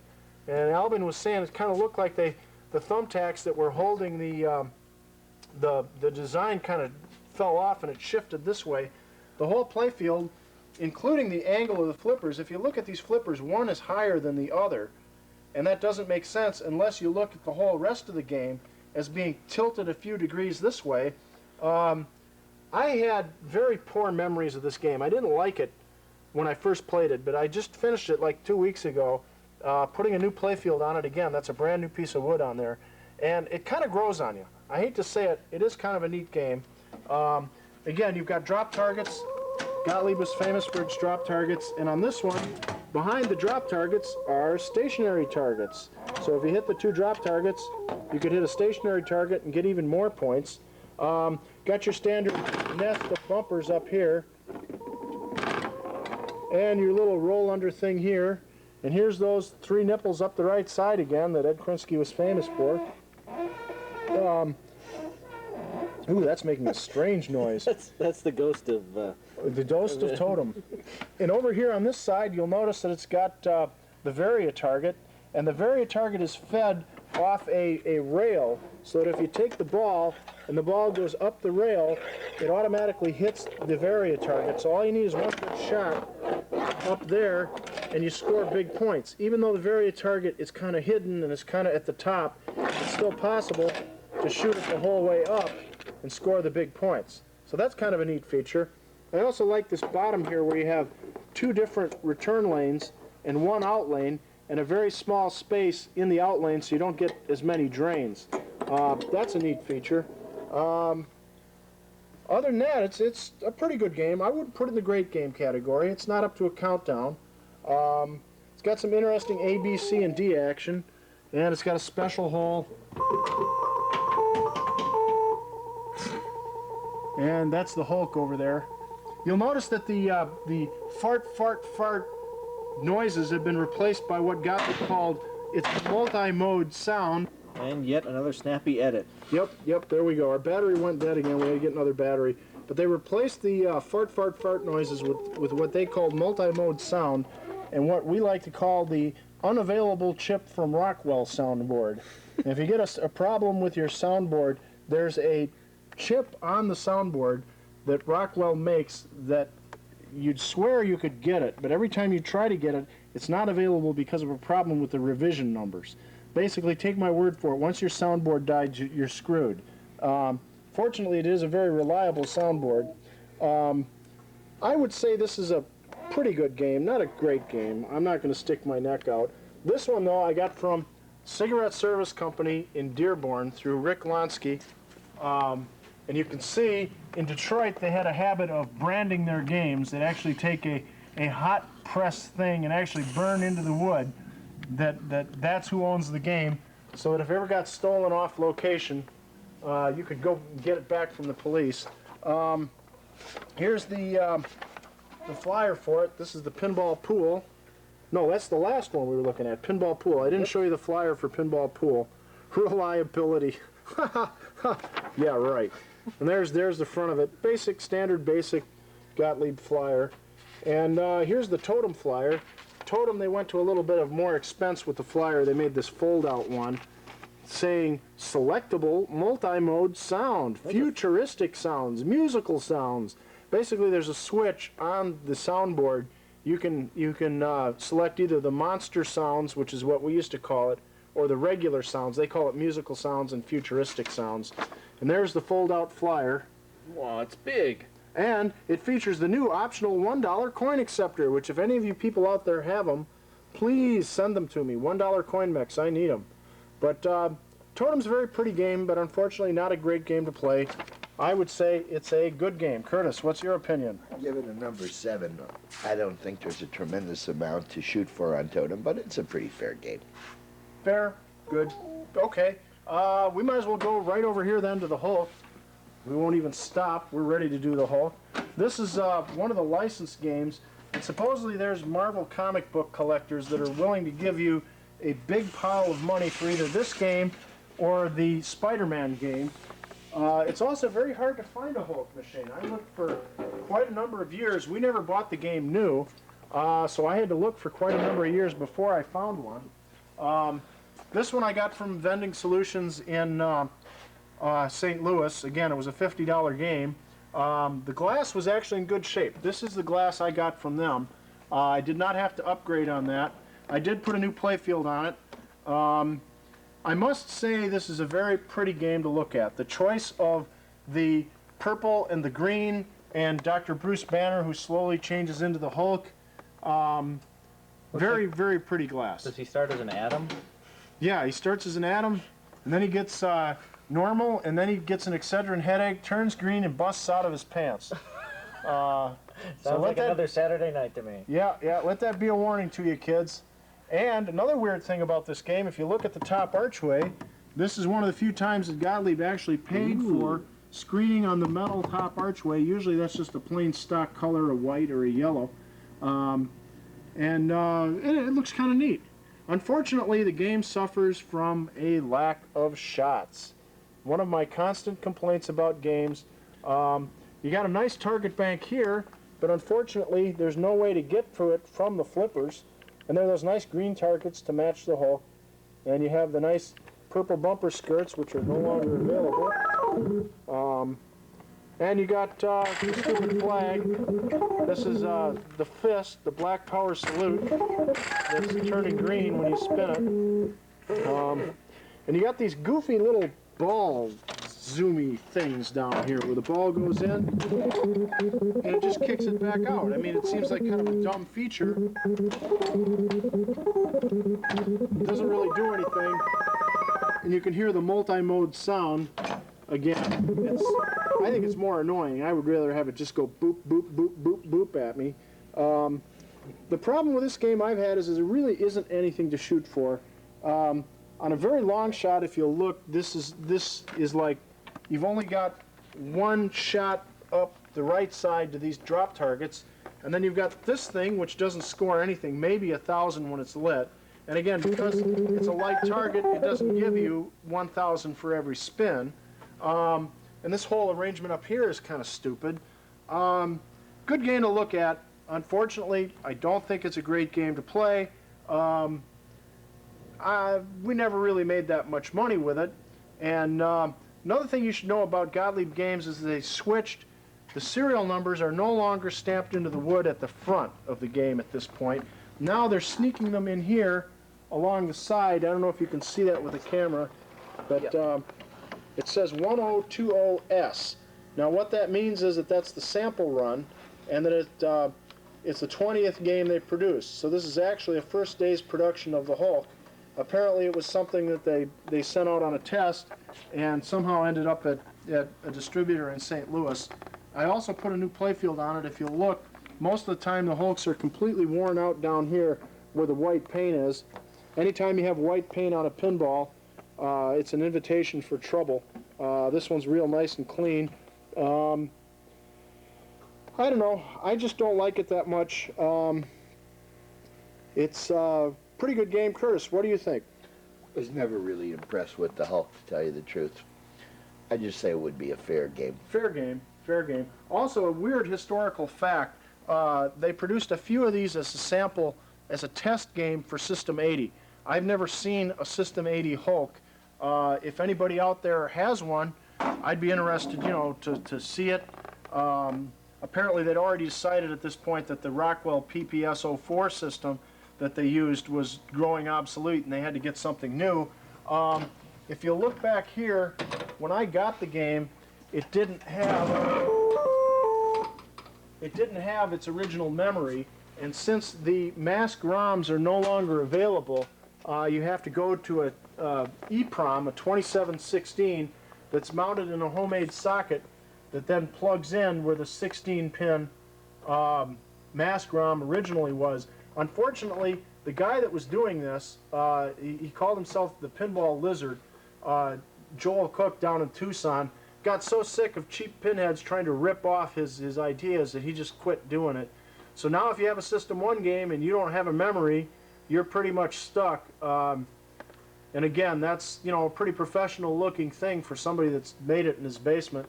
Yeah, that's another warning about the evils of System 1 games.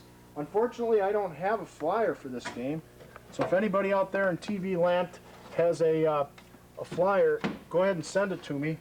And you can also notice that I put every second or third bulb, I have a 12-volt bulb in there.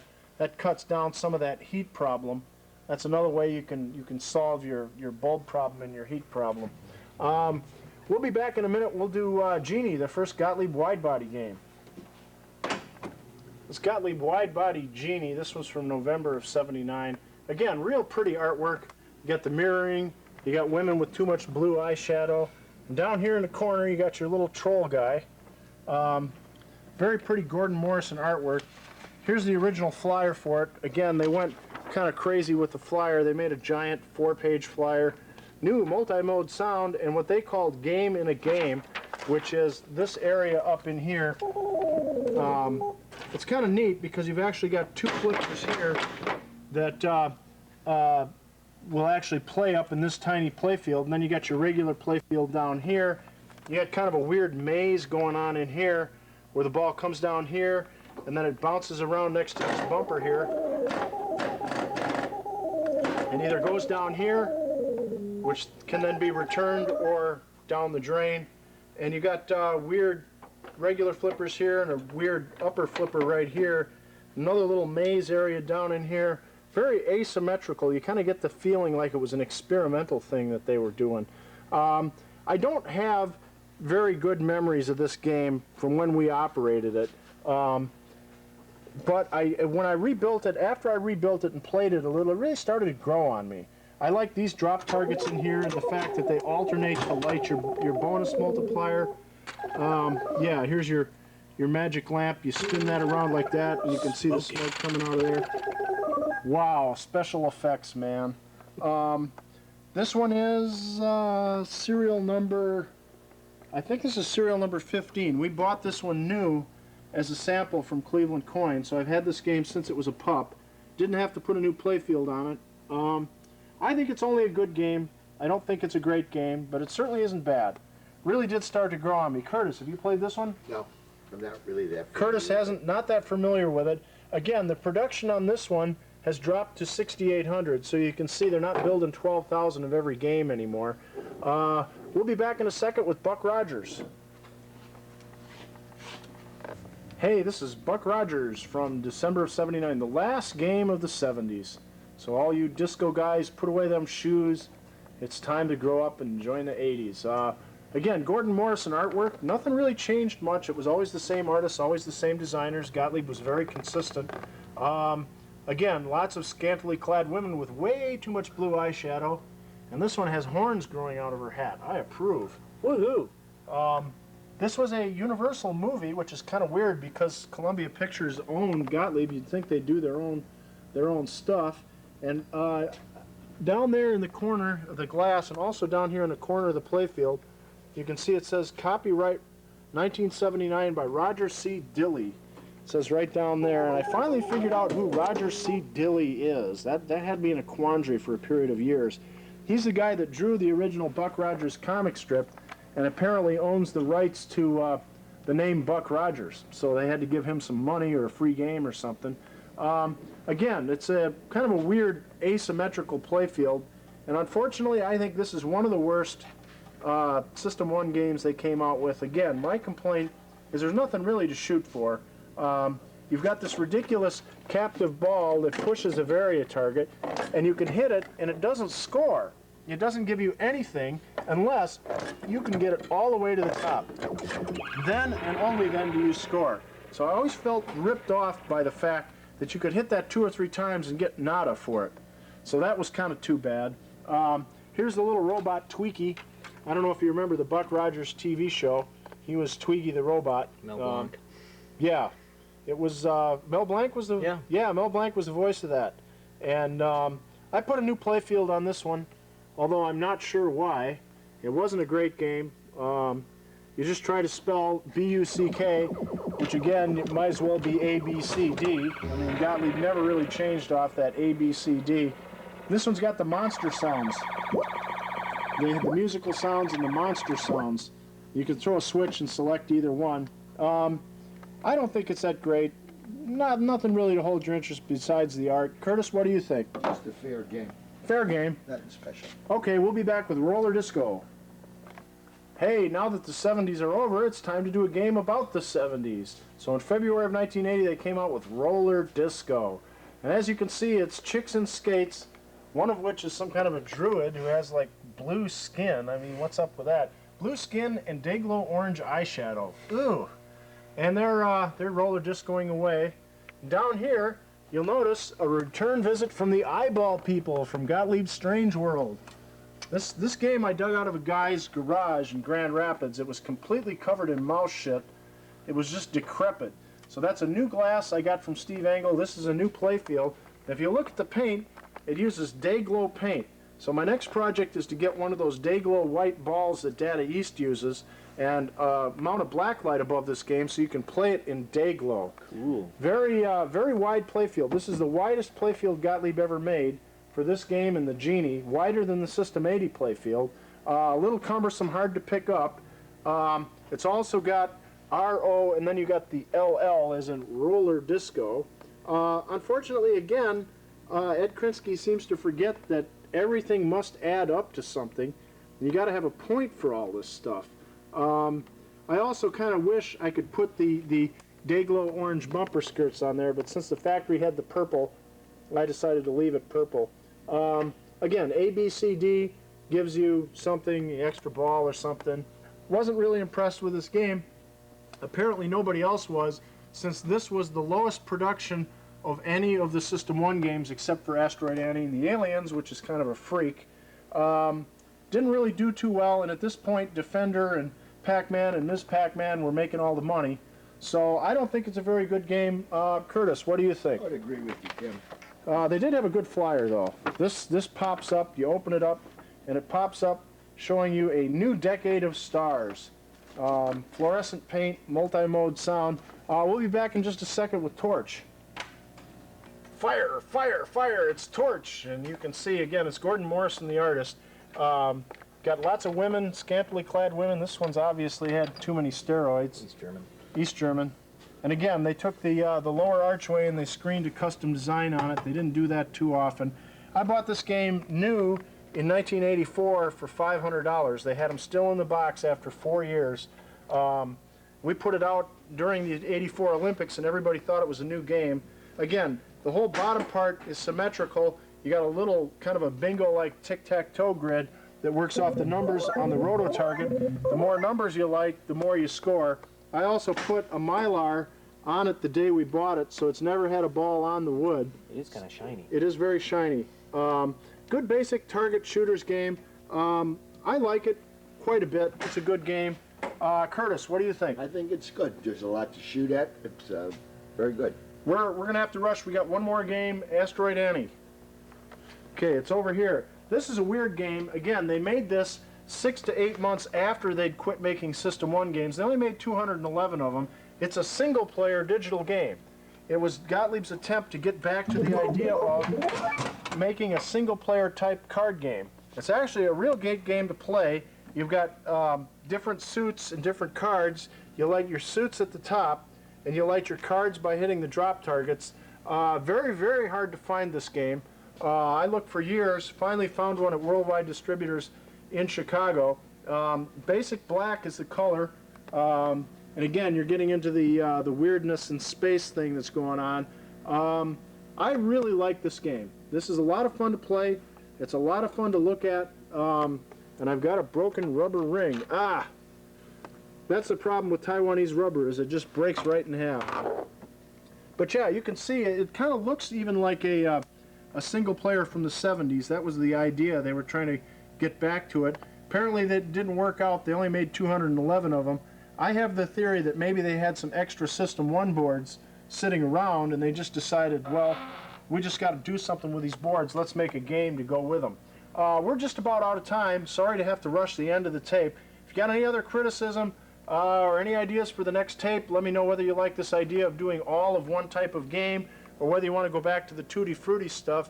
We'll be back on the next tape soon. Goodbye.